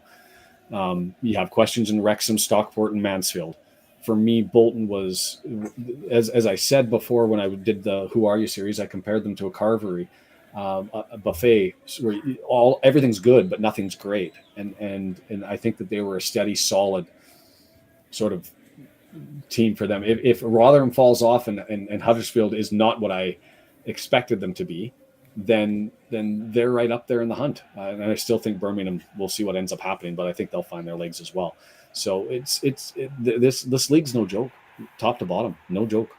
Other than Shrewsbury, they're a joke. I don't know what else to bang on about. We've actually had a really good conversation. So thanks for Will and Tactful for contributing to that, for Don and for everybody jumping in. I think we probably can get pretty close to wrapping this up, and I'm going to go and take my leave. I'm probably not going to send the man of the match logo out, or the image out, because I want to see if I can find that save, because that's that, like I said, put it on a poster. That was a gorgeous dive to the left stop by Ogonkwo to preserve the clean sheet, and up the sheepshag in town. That's all I've got to say to wrap this one up, and kudos to you. So hopefully the Reading video, the Who Are You, comes out Tuesday, Wednesday. We'll see how that one all transpires. I'll try and get to most of it set up tonight, and see where we're at with the. We'll try and find somebody from Reading to do the response, and then we will be here at least 7:00 to do the Wrexham game. I'll talk to Brendan offline about 7 or 4:30 and whether he thinks it's an idea to do the other one. I may watch it just laying in bed, and we'll see where we're at. But Ooh, Kim with the late-minute shot. You're going to make it so that now we're picking a battle fight. It could be that Bolton has most to throw one more shot. Wrexham's a better team. Yeah. Yeah, I do think as far as top end goes, I mean, Elliott hasn't afforded himself exceptionally well. He hasn't stood out like he has in the two lower divisions. Still have some questions necessarily about him. I think Cannon surprised me a little bit. And when you talk about the midfield and Cannon being the obvious removal, I'm a little bit curious about whether that's going to be a role that's split between Lee and Cannon on either side. I'm with you that we think Mullen's going to be able to fill the net in League One. And if he does, and he proves that we've got a rock star up there. Can I sit there and stare at you and say that better than Dion is Moles? Probably. I believe that to be true. I do think Ogonko is a better keeper than Baxter, and I'll fight for that one. Their back line, if you were to tell me that I could have Santos and slot him into the middle, I'd probably take it, to be fair. I'd give them that. And Sheehan, do we have even a comparable to Sheehan? McLean as far as total number of assists, but a completely different style. We don't have anybody like him on the lineup. So to me, I think as gelled as a team and being able to get things out, I think Parky's done a relatively decent enough job. I don't know. Haven't seen enough of Evatt as to whether he's able to do it, but that's why we play the whole season. That's why we had the game today, is it's all storylines and lots of drama and lots of fun. So we'll march through, and I'll leave the debate kind of at that one as something to be answered as we go forward. We will see you guys Saturday, regular start time within the 3 p.m. window. So everything on iFollow everywhere, except for those of you in the UK. I imagine we'll get a whole bunch more Wrexhamites, as we usually do, on the 3 p.m. kickoffs on Saturdays, which will be neat for the first time this season. Have yourselves a blast. Enjoy the rest of the week. Hopefully you guys get to the Who Are You series and enjoy it. Sean Driver, the Red Horde, take care. And thanks, Ultimate Promotions. Bye-bye.